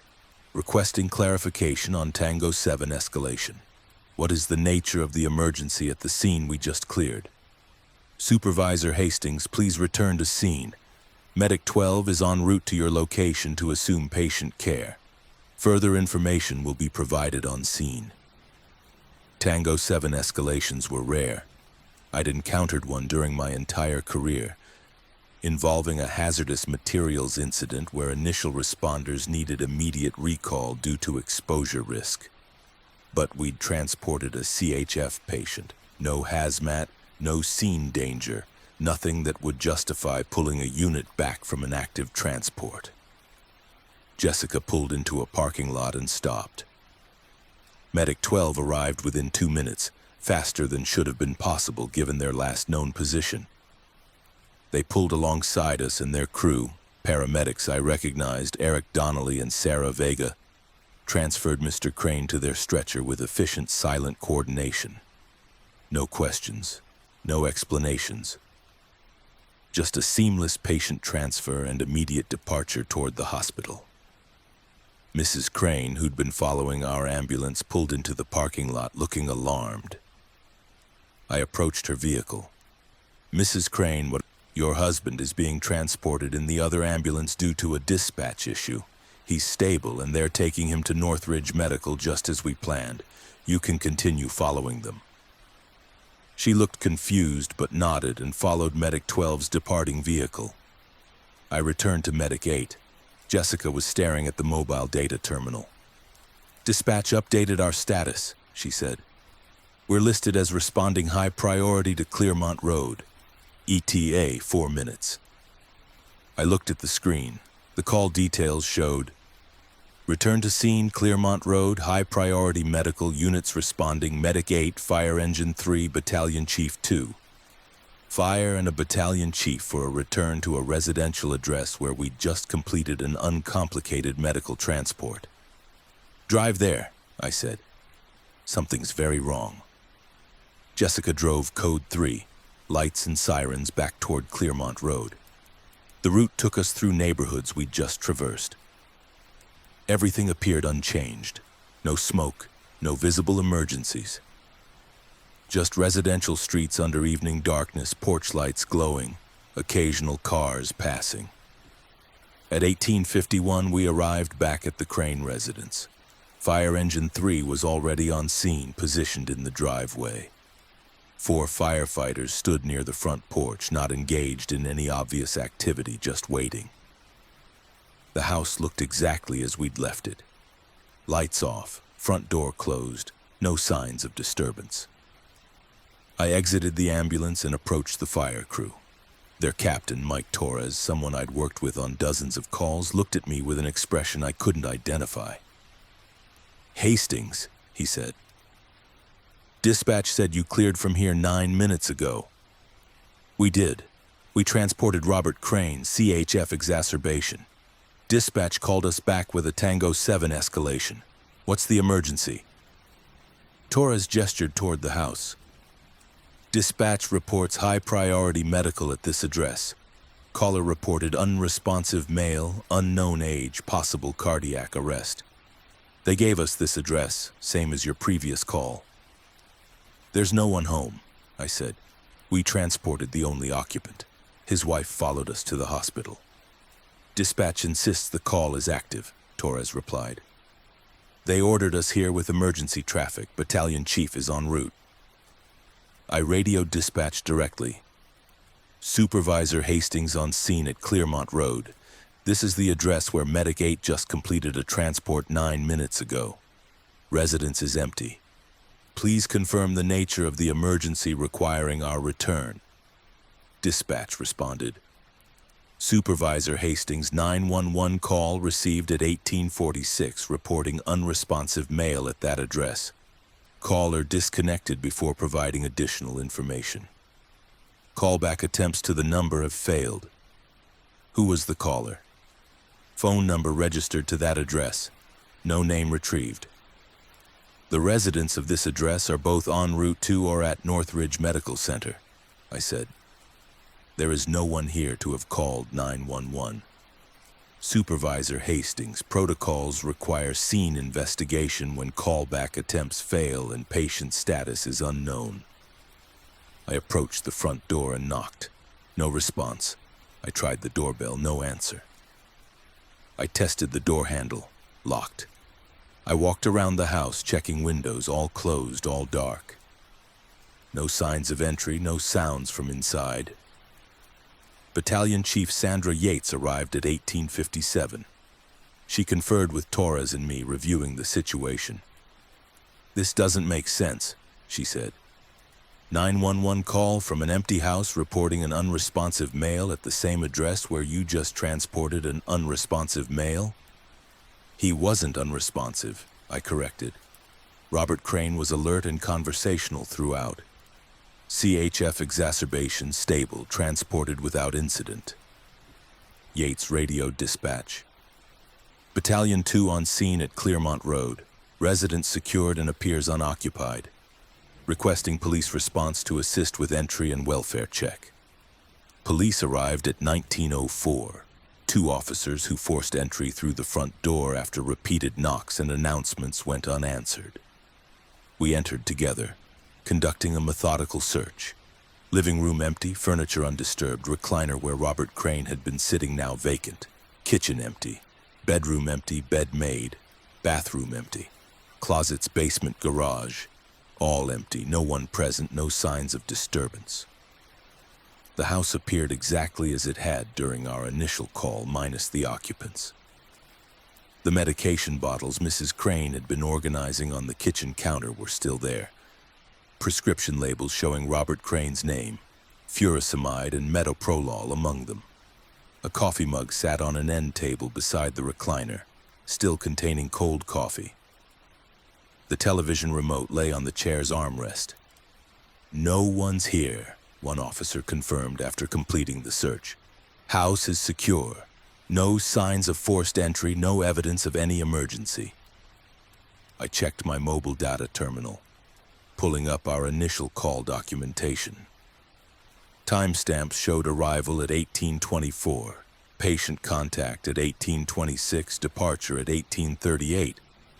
The 911 call that had triggered our return was logged at 1846. 8 minutes after we'd left, 4 minutes after we'd radioed en route to the hospital.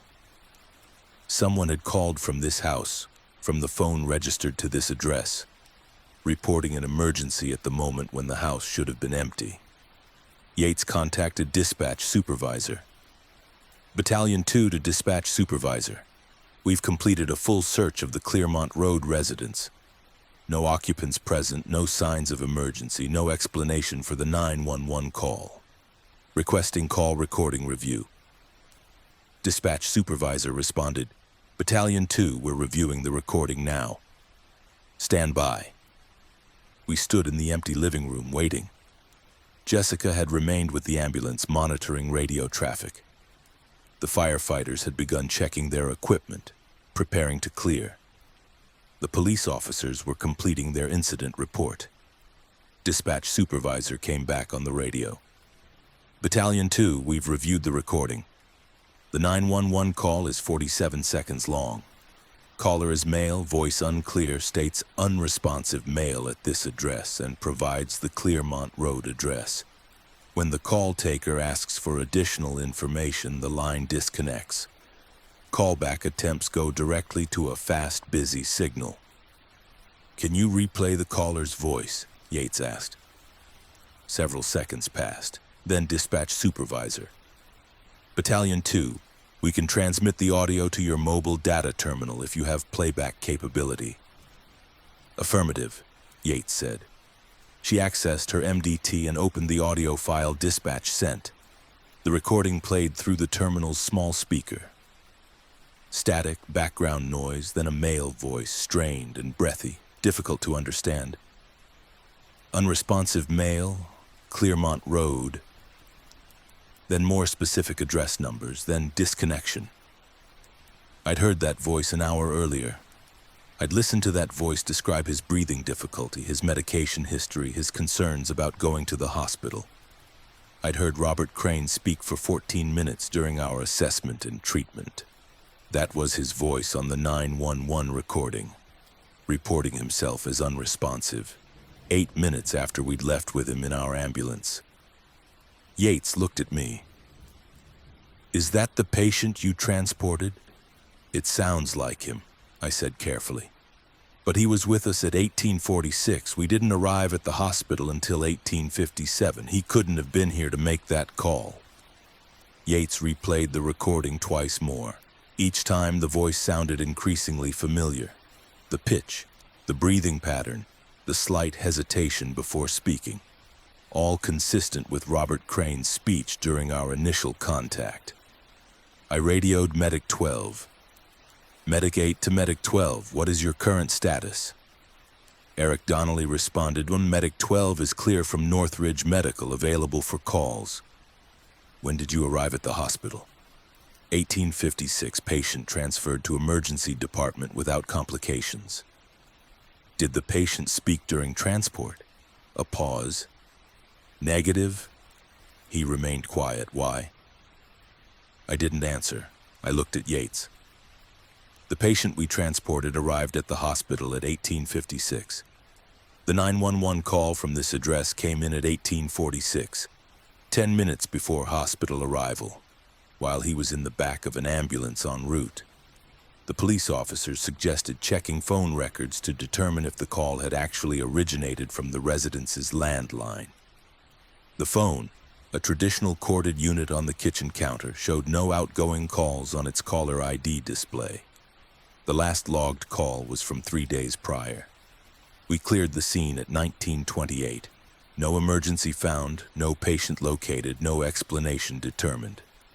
The call was documented as unfounded, a category used when responding units find no evidence of the reported emergency. The 911 call was flagged for investigation by the dispatch quality assurance team. I contacted Northridge Medical Center and asked to speak with the emergency department physician who'd received Robert Crane. Dr. James Okonkwo took my call. I explained the situation and asked if he could verify the patient's identity and current status. Mr. Crane is stable, Dr. Okonkwo said. We're admitting him for CHF management. He's alert, responsive, no complications. His wife is with him now. Did he make any phone calls after arrival? Not that I'm aware of. He's been in the treatment room since arrival. Why? We received a 911 call from his home address after he was already en route to your facility. The voice on the recording sounds like him. Silence on the line. Then, that's not possible. He's been under continuous observation since the ambulance crew wheeled him in. He hasn't left the room, hasn't used a phone, and even if he had, how would he call from an address he's not at? I had no answer. I thanked Dr. Okonkwo and ended the call. Jessica and I cleared from the scene and returned to service. Our shift ended at 2300 hours. Before leaving, I completed a detailed incident report documenting the entire sequence. Initial call, transport, callback, scene investigation, 911 recording review. I flagged it for supervisory review and requested follow-up investigation into the call origin. 3 days later, I received the dispatch investigation results. The 911 call had been traced to the landline at the Clearmont Road address. The call had connected through the local exchange at 1846 exactly as logged. There was no indication of spoofing, no technical errors, no alternate explanation. The phone system recorded a legitimate call originating from that specific landline at the time when the house was documented as empty. I contacted Mrs. Crane asking if she'd returned home briefly after following us to the hospital. She confirmed she'd gone directly to Northridge Medical and remained there with her husband through his admission. She hadn't returned home until the following morning. She had no explanation for a 911 call from her house. I asked if anyone else had keys to the residence. She said no, just her and Robert. No family members nearby, no friends with access. The house had been locked when they left, locked when police forced entry, showing no signs of tampering. Robert Crane was discharged from the hospital 4 days later, his CHF managed with medication adjustments. I wasn't involved in his care after that initial transport. I have no information about whether he experienced any other unusual events or if his home phone registered any other unexplained calls. I still work as a paramedic supervisor for Northridge County. I still respond to callbacks occasionally, usually for equipment left at scenes or additional information needed for documentation. They're routine, explicable, unremarkable. But I've started checking response times more carefully. I've started noting exact timestamps when we clear scenes, exact times when patients arrive at hospitals, exact moments when follow-up calls come through.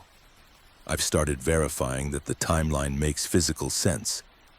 That cause precedes effect in the way it's supposed to. Most calls follow logical sequences. Most patients arrive where they're transported. Most 911 calls come from locations where someone is actually present to make them. The dispatch logs always align. The recordings always exist. The timestamps always match official documentation. Everything confirms itself within the system. I just can't always confirm that the system's version matches the physical reality of where people actually were when calls were allegedly placed. And sometimes I wonder if distances mean what they used to, if time flows consistently between addresses and destinations, if clearing a scene actually ends your involvement or just pauses it until something decides you need to return. Some emergencies don't wait for you to arrive. They call you back after you've already left, reporting themselves from locations that should be empty, using voices that should be somewhere else entirely.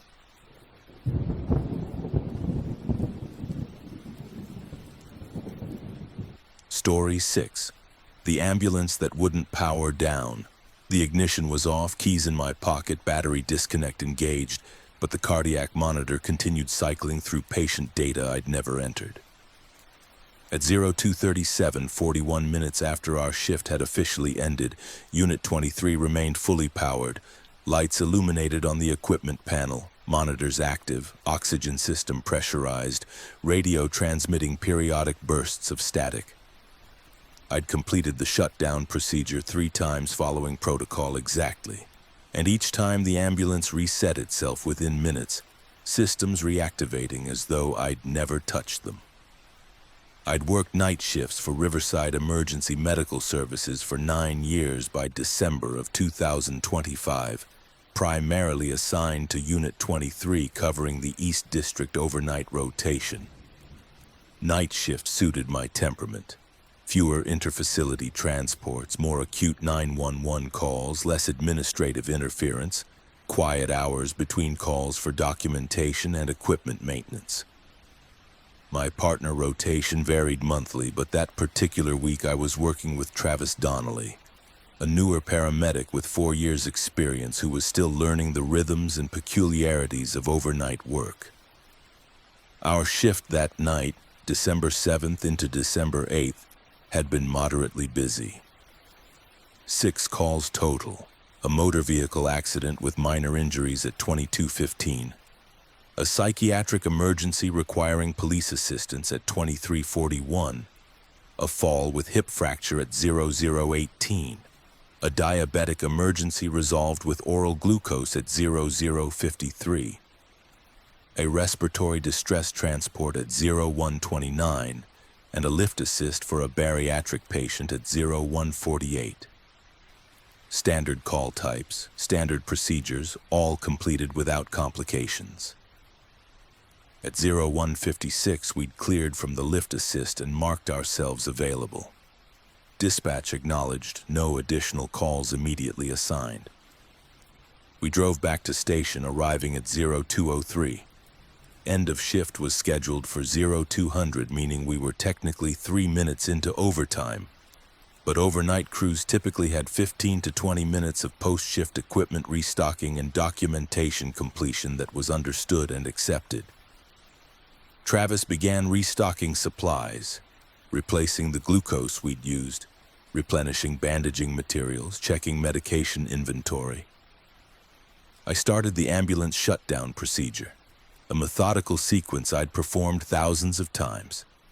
Turn off all interior lights, power down cardiac monitor and save any unsaved data, close oxygen valves and verify pressure readings, power down suction unit, secure all cabinet doors, turn off exterior emergency lights, shut down mobile data terminal, turn off engine, engage battery disconnect, lock all compartments.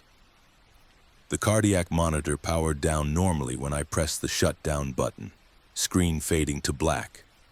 Confirmation tone indicating successful shutdown, status light extinguishing. I saved data from our last call to the internal memory, verified the backup completed, and closed the monitor's protective cover. Travis finished restocking at 02:14.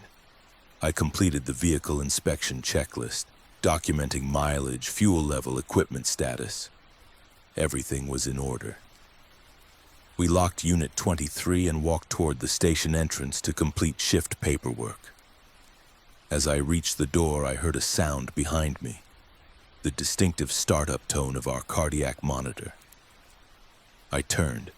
Through the ambulance's rear window, I could see the monitor screen illuminated, displaying its initialization sequence. I walked back to the ambulance and opened the rear door. The monitor was fully powered on, showing the main screen with vital signs input fields ready for data entry. The interior lights were also on. I definitely turned them off. The mobile data terminal screen glowed with the login prompt. "Did you turn anything back on?" I asked Travis, who'd followed me.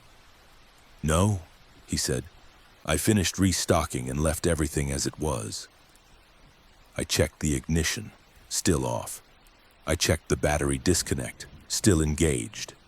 Yet the systems were running on power that shouldn't have been available. I powered down the monitor again using the hard shutdown sequence. Hold power button for 5 seconds, confirm shutdown, wait for status light to extinguish. The monitor powered down. I turned off the interior lights manually using the switch panel. I verified the mobile data terminal had entered sleep mode. I closed the rear door and walked back toward the station. Before I reached the entrance, I heard the startup tone again. The monitor was on. The lights were on. Travis stood beside me, watching through the window. "That's not normal," he said. I opened the rear door and examined the power connections.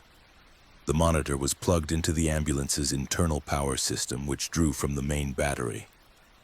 The battery disconnect should have cut power to all non-essential systems, but apparently some power was still reaching the patient compartment. I unplugged the monitor entirely, disconnecting it from the power outlet. The screen remained on, now running on its internal backup battery. That was technically normal.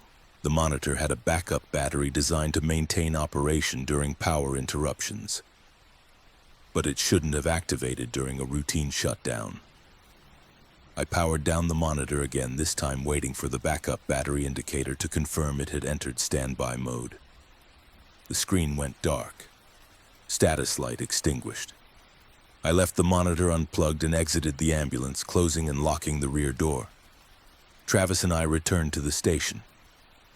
As I reached for the door handle, I heard not just the startup tone, but also a voice, coming from Unit 23's external speaker, the one used for the public address system. The voice was saying a name. My name. Hastings. Unit 23 to Hastings. I turned. The ambulance's emergency lights were now activated, red and white strobes pulsing in the parking lot.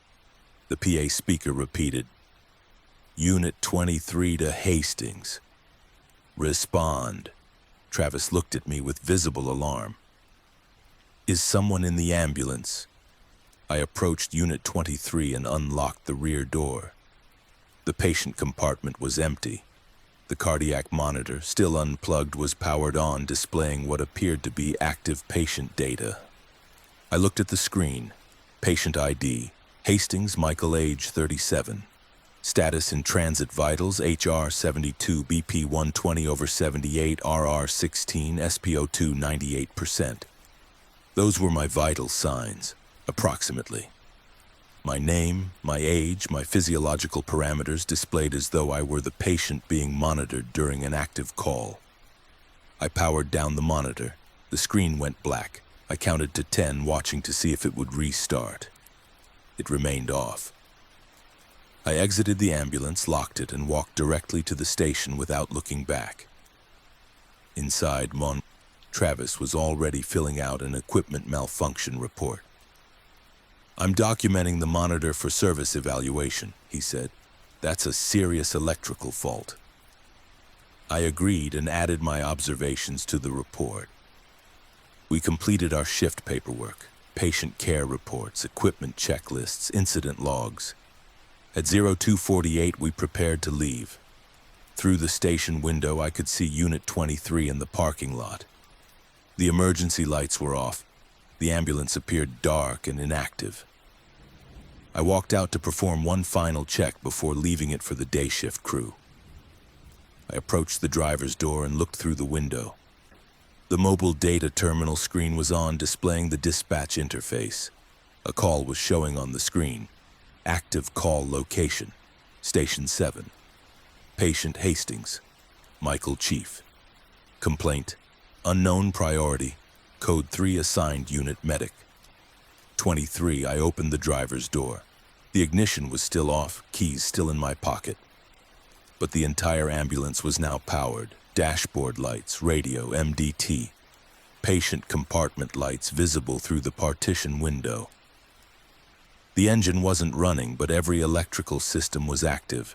The radio suddenly transmitted dispatch voice clear through the speaker. Medic 23, respond to Station 7 for priority medical patient Hastings. I picked up the radio handset. This is Hastings. I'm at Station 7. There is no call here. Dispatch didn't respond.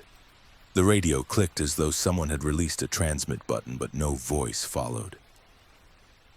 The MDT screen updated. Active call. En route, 0251 estimated arrival. 0251 current location on scene at my own location for a call involving myself as the patient. I radioed dispatch directly. Unit 23 to County Dispatch, requesting clarification on the call showing on my MDT. There is no emergency at Station 7. Static. No response. I tried again. Unit 23 to County Dispatch, radio check. Static. Then faintly my own voice coming through the speaker. Unit 23 to County Dispatch, radio check. My transmission repeated back to me, slightly delayed like an echo. Travis emerged from the station. Why are you still on the radio? Let's go home.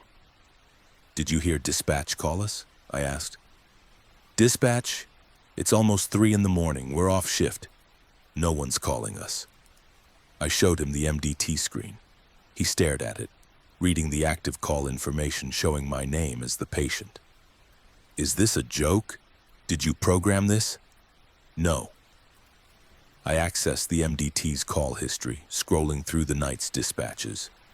All 6 of our actual calls were listed with correct timestamps, locations, patient names. Below them, a 7th entry call, 7x0237, location, Station 7, patient, Hastings, Michael, assigned, Medic 23.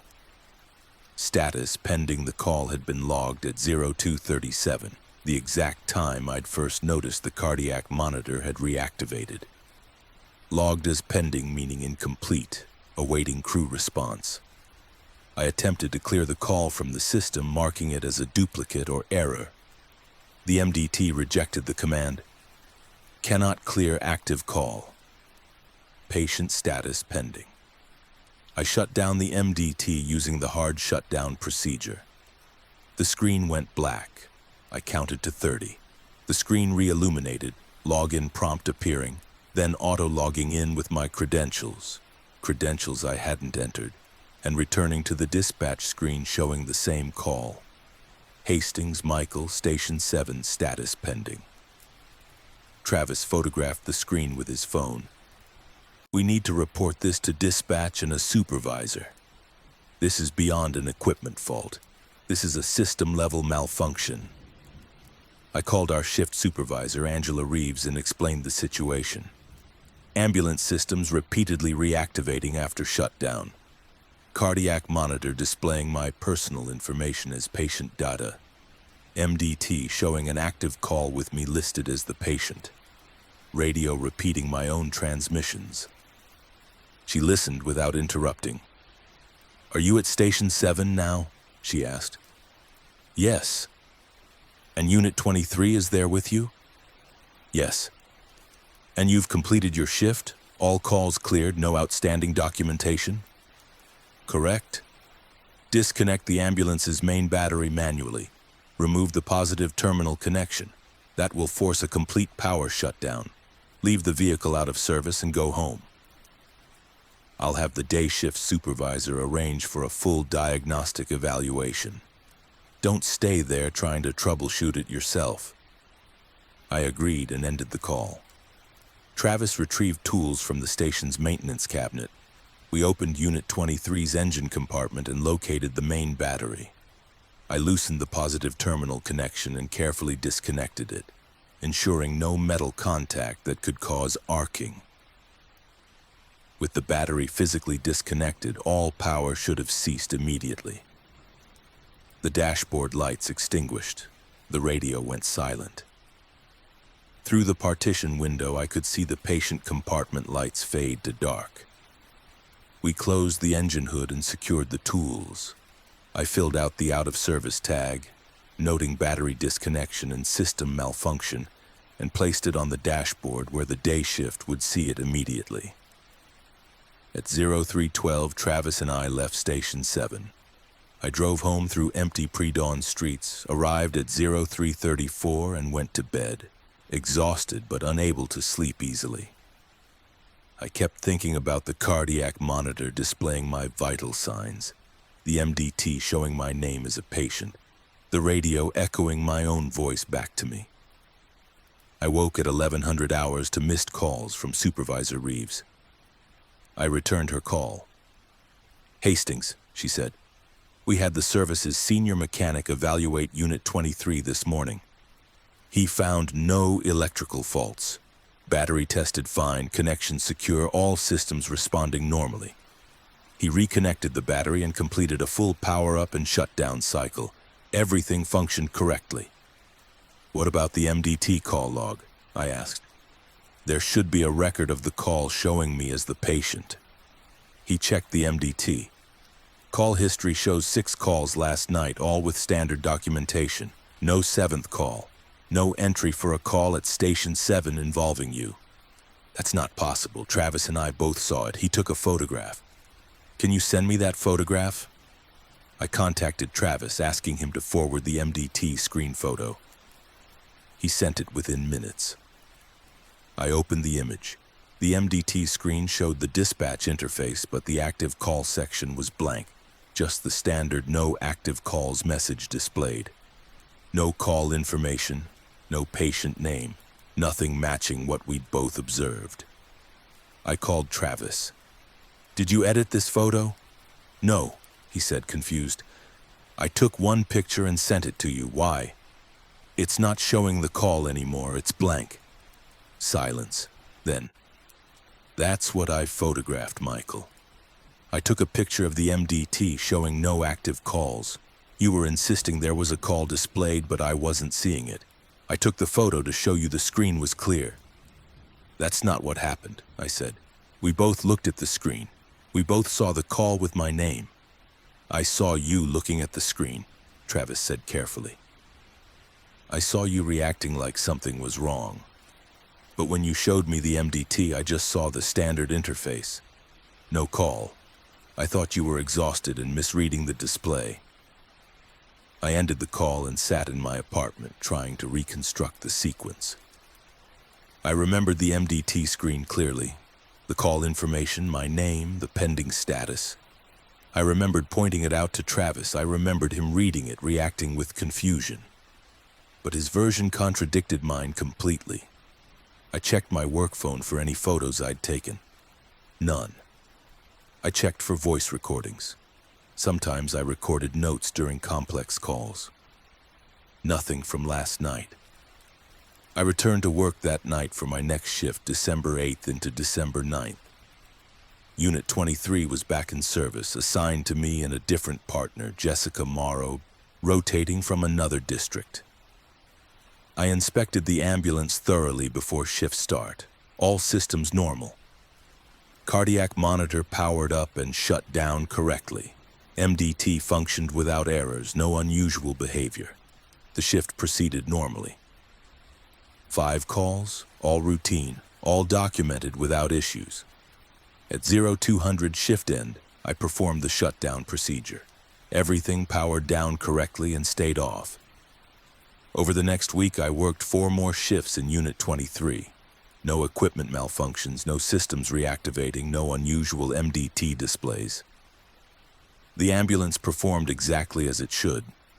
But on December 15th, during a routine call to a residential cardiac arrest, I was performing CPR while the cardiac monitor recorded rhythm data. Between compressions, I glanced at the monitor screen. For just a moment, perhaps 2 seconds, the patient data disappeared and was replaced with different information. Patient ID, Hastings Michael status, compressions in progress. Vitals HR0, BP0, RR0. My name, my monitoring status, as though I were the one receiving CPR. Then the screen flickered and returned to displaying the actual patient's data. The 68-year-old male in asystolic arrest we were treating. I continued CPR, saying nothing. My partner didn't react, didn't indicate he'd seen anything unusual. The call proceeded normally. We transported the patient. The hospital received him. We cleared and returned to service.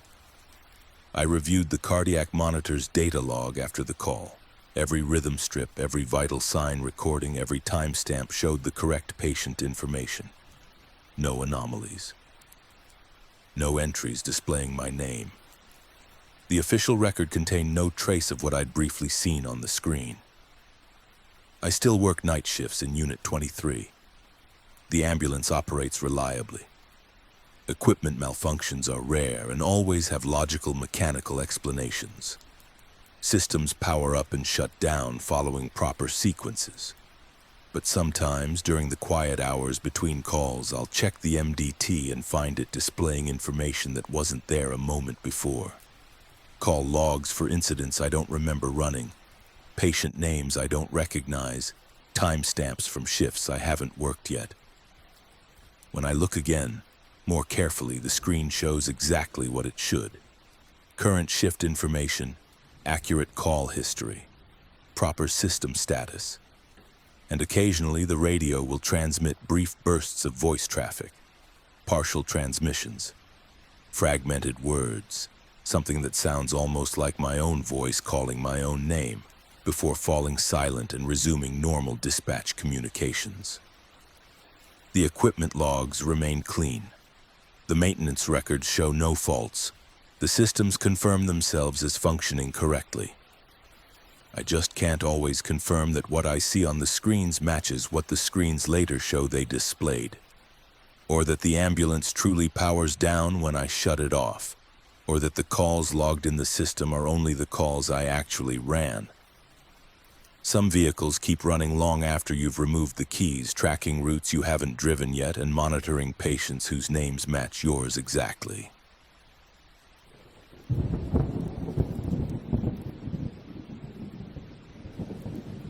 Story 7, end of shift, end of record. The reports finalized at midnight, all of them simultaneously, completing themselves with information I hadn't yet documented. 6 calls, 6 electronic patient care reports, all marked submitted review complete, with timestamps of 0000, December 31st. I was still in the ambulance, still finishing my assessment notes for the last transport when the system notified me that my documentation was complete, approved, and filed. I scrolled through the reports, reading narratives I hadn't written, seeing clinical details I hadn't yet recorded, finding my digital signature applied to assessments I was still in the process of formulating. The last report troubled me most. Not because it was incomplete, but because it was too complete. Every field filled, every required element documented, the narrative thorough and precise. Patient name, Michael Hastings. Age 42. Chief complaint, altered mental status. Assessment findings, vitals improving, patient responsive to verbal stimuli, treatment effective, transport completed without incident. The report read like dozens I'd written over my 16 years as a senior paramedic and field training officer. Except I wasn't the medic on that call. I was the patient. I joined Northridge Regional EMS in 2009, worked my way from EMT basic to paramedic to preceptor, trained 47 new paramedics through their field evaluation periods, and earned commendations for clinical excellence in education. December 31st, 2025 was my last shift before a scheduled 2-week vacation, my first extended time off in 3 years. I was working with Connor Blake, a trainee paramedic completing his final evaluation shifts. I'd trained Connor through his EMT phase 2 years earlier, and now he was returning for his advanced level field training, demonstrating the progression I'd hoped to see when I'd first worked with him. The shift had been busy. New Year's Eve always generated high call volumes. We'd run 6 calls between 2000 hours and 2300 hours. A laceration requiring sutures at a house party, a minor motor vehicle accident, a diabetic emergency, a fall with ankle injury, an intoxicated patient requiring evaluation for alcohol poisoning, and a psychiatric emergency requiring police assistance and hospital transport. At 2347, we'd cleared from the psychiatric transport and marked ourselves available. Dispatch acknowledged and assigned us to stage near downtown, where New Year's celebrations were expected to generate additional calls as midnight approached. Connor drove to our staging location, a parking lot near City Hall with good access to major streets. We parked and waited, monitoring radio traffic, watching crowds gather in the streets for the countdown. At 23:56, I began feeling unusual, a sensation I initially dismissed as fatigue. Mild disorientation, difficulty focusing on Connor's conversation, a strange detachment from my surroundings. I'd worked hundreds of overnight shifts and recognized exhaustion's effects, but this felt different, more immediate, more profound. At 23:58, Connor asked if I was feeling all right. I remember trying to respond, trying to say I was fine, just tired. But my words came out unclear, slurred slightly. Connor's expression shifted from casual conversation to clinical assessment. He was asking me questions, my name, the date, our location. I answered, but my responses felt delayed, as though traveling a long distance from my mind to my mouth. At 23:59, Connor was helping me from the passenger seat to the patient compartment. I don't remember moving, don't remember deciding to lie down on the stretcher. But I was there, horizontal, Connor placing cardiac monitor leads on my chest, initiating an IV line in my left arm, checking my blood glucose level with the glucometer.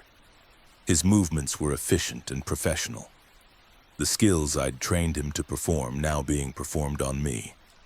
At 0000 midnight exactly, I was staring at the ambulance ceiling, listening to fireworks outside, feeling Connor's hands checking my pulse, hearing his voice radioing for an additional unit to assist. And then I was looking at the mobile data terminal screen, reading my own patient care report, seeing my name listed where patients' names belonged, watching the narrative describe my treatment and transport. The report stated I'd been transported to Northridge Medical Center, delivered to the emergency department at 0031, transferred to hospital care without complications. But I was still in the ambulance. We hadn't moved. Connor was beside me, monitoring vital signs, asking if I could hear him clearly. "Connor," I said, and my voice sounded normal again, clear and focused. "Are we transporting me?" He looked at me with obvious relief. "Yes. You had an episode of altered mental status. Blood glucose is normal. Vitals are stable now, but we're taking you in for evaluation. Medic 7 is coming to drive, so I can stay back here with you." "Check the MDT," I said. "Check my patient care report." He looked at me uncertainly but moved to the terminal and accessed the report screen. He scrolled through the list. 6 calls from our shift, all marked complete. He looked back at me. "I haven't started your report yet. I was waiting until we got you to the hospital." "Look at call 7, I said. "It should be there." He scrolled down. "No call 7. 6 completed reports, no pending documentation, no draft in progress." He turned the screen toward me so I could see. "There's nothing here, Michael. I'll document everything once we get you evaluated." But I'd seen it. I'd read the complete narrative, detailed assessment findings, treatment interventions, transport completion, all time-stamped 0000 through 0031, all signed digitally with my credentials as though I'd documented my own treatment and transport while I was the patient receiving care. Medic 7 arrived at 0008. Sarah Vega, a paramedic I'd trained 3 years earlier, took over driving while Connor remained in the patient compartment with me. My symptoms had resolved, whatever disorientation I'd experienced had passed, leaving me feeling normal, alert, confused about what had happened, but no longer impaired. We arrived at Northridge Medical at 0028. Connor provided report to the emergency department physician, Dr. Lisa Brennan, someone I'd worked with regularly over the years. She examined me, reviewed Connor's field assessments, ordered lab work and a CT scan. Everything came back normal. Blood chemistry normal, brain imaging normal, no signs of stroke, seizure, metabolic disturbance, or any acute medical condition. "You had some kind of transient neurological event," Dr. Brennan concluded. "But everything has resolved, and all testing is reassuring. I'd recommend follow-up with your primary care physician and possibly neurology, but from an emergency standpoint, you're stable for discharge." I was released at 0213, January 1st, 2026. Connor had remained at the hospital completing his documentation while waiting for my clearance. He'd filed the patient care report for my call. I reviewed it before signing the discharge paperwork. Thorough, accurate, professionally written. All the details matched what I remembered from the event. Onset time, symptoms, assessment findings, treatment, transport, hospital arrival at 0028. Not 0031 as the report I'd seen on the MDT had stated. 3 minutes difference. A minor discrepancy, perhaps a rounding error or my own confusion during the altered mental status episode. Except I remembered the timestamp exactly, 0031. And I remembered the narrative describing complications during transport that hadn't occurred. Respiratory distress requiring airway intervention, cardiac rhythm changes requiring monitoring adjustments. Connor's actual documentation described a stable transport with gradual improvement in my mental status. Nothing dramatic, nothing requiring advanced interventions, just supportive care and observation during a brief trip to the hospital. "Connor," I asked before leaving, "did anything unusual happen during transport? Any changes in my condition you had to manage?" "No," he said. "You were stable throughout. Vitals remained good, mental status improved steadily. Textbook transport." I thanked him and went home, exhausted, confused but medically cleared. I slept until noon, then spent the rest of January 1st trying to make sense of what I'd experienced. I reviewed my work email, checking for any notifications from the documentation system. Nothing unusual. I logged into the electronic patient care report system from my personal computer, accessing my provider account to review the call history. Call 6, the psychiatric transport, showed completion at 23:47 December 31st. Call 7, my own transport as a patient, showed completion at 02:13 January 1st, with Connor listed as the primary medic and me listed as the patient. Standard documentation. Nothing anomalous. No call showed completion at 0000. No reports displayed the detailed narrative I'd read on the MDT screen while lying on the stretcher. On January 3rd, I contacted the service's IT department, asking if there were any known glitches with the documentation system around midnight on December 31st. The IT coordinator said no. All systems had functioned normally. No server errors, no data corruption, no anomalous timestamps. I returned to work on January 15th after my vacation. Connor had completed his evaluation period and passed to independent practice status. I congratulated him and reviewed his final evaluation paperwork with our training coordinator. Exemplary performance across all categories. No mention of unusual incidents, no flags for concern. During shift briefing, the operations supervisor mentioned one administrative note. We had a documentation audit over the holidays and one anomaly was flagged. Michael Hastings had a patient care report submitted at midnight on December 31st that showed signs of possible auto-completion. Multiple fields filled simultaneously. Narrative text formatted identically to previous reports. Completion timestamp at exactly 0000. IT investigated and determined it was likely a drafting feature malfunction. The report was valid and filed appropriately, but if anyone else experiences unexpected auto-completion of documentation, please report it to IT immediately. I asked which report had been flagged. The supervisor checked her notes. Your call 6, the psychiatric transport cleared at 23:47. The documentation showed submission at midnight exactly. Did you experience any issues with the system? No, I said truthfully. Call 6 had been completed normally before Connor and I had staged for the countdown. I'd submitted that report at 23:51, not at midnight. But the system log apparently showed otherwise. The supervisor continued. The audit also noted that your documentation style has been remarkably consistent over the past year. Your narratives follow nearly identical structure and phrasing across multiple calls. That's not a problem. Consistency is good. But it's unusual enough that the auditing algorithm flagged it for human review. Everything checked out fine, but the auditor wanted you to be aware that the system noticed the pattern. I'd always prided myself on thorough, consistent documentation.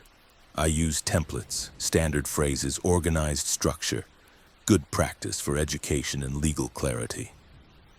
but hearing that an algorithm had detected something unusual in that consistency troubled me in ways I couldn't articulate.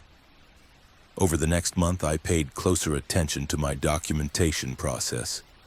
I'd write a patient narrative, save it, then return later to review it. Sometimes I'd find minor additions, a detail I didn't remember documenting, a clarification I didn't recall writing. Small things. Probably just my own memory failing to capture every moment of documentation during busy shifts. But on February 9th, during a cardiac arrest call, I was recording assessment findings on the MDT while my partner performed CPR. I typed, "Patient remains in a systole, no response to initial interventions." I looked up to check the cardiac monitor, then back at the screen. The text had expanded, "Patient remains in a systole, no response to initial interventions, prognosis poor, resuscitation efforts continuing per protocol, crew fatigue becoming factor, considering termination of efforts." I hadn't typed that additional text. I highlighted it and deleted it. I saved the report. Later, when I reviewed the finalized documentation, that deleted text had returned, integrated seamlessly into the narrative. I contacted IT again, describing the text appearing in my reports without my input. The coordinator reviewed my recent documentation and found no anomalies in the edit history. Every change showed my user ID, my timestamp, no indication of auto-generated content or system errors.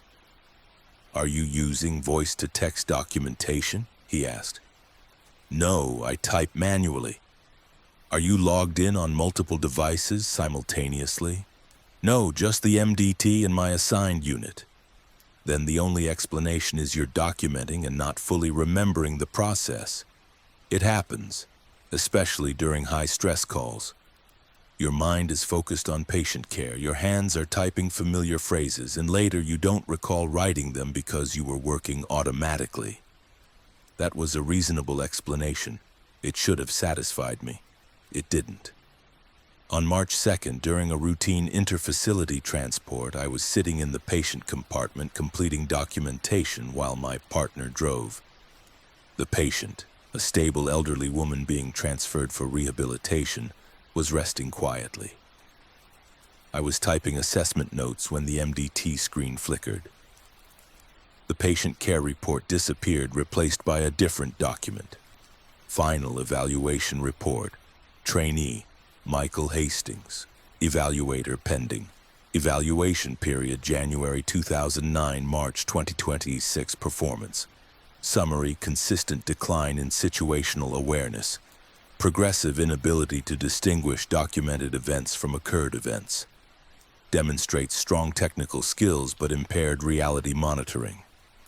Recommended action: transition to passive documentation role. Remove from active field response. Status: approved, effective March 2nd, 2026. The screen flickered again, returning to my patient care report. The elderly woman was still resting quietly. My partner was still driving. Nothing had changed except what I'd seen or thought I'd seen on the screen for those few seconds. I saved the patient care report and logged out of the MDT. I didn't mention the evaluation document to anyone. I completed the shift, went home, slept poorly, returned for my next shift 2 days later. On March 4th, I was called into a meeting with the operations supervisor and the medical director. They informed me that my performance had been under review for several weeks, due to concerns about documentation inconsistencies and reports from partners noting that I occasionally seemed confused about call details or struggled to recall events from earlier in shifts. I protested that I'd had no documented errors, no patient care issues, no clinical deficiencies. The medical director nodded sympathetically. "Your clinical skills remain excellent, Michael, but there's concern about cognitive baseline. You had an unexplained altered mental status episode on December 31st. You've since had documented instances of memory discrepancies."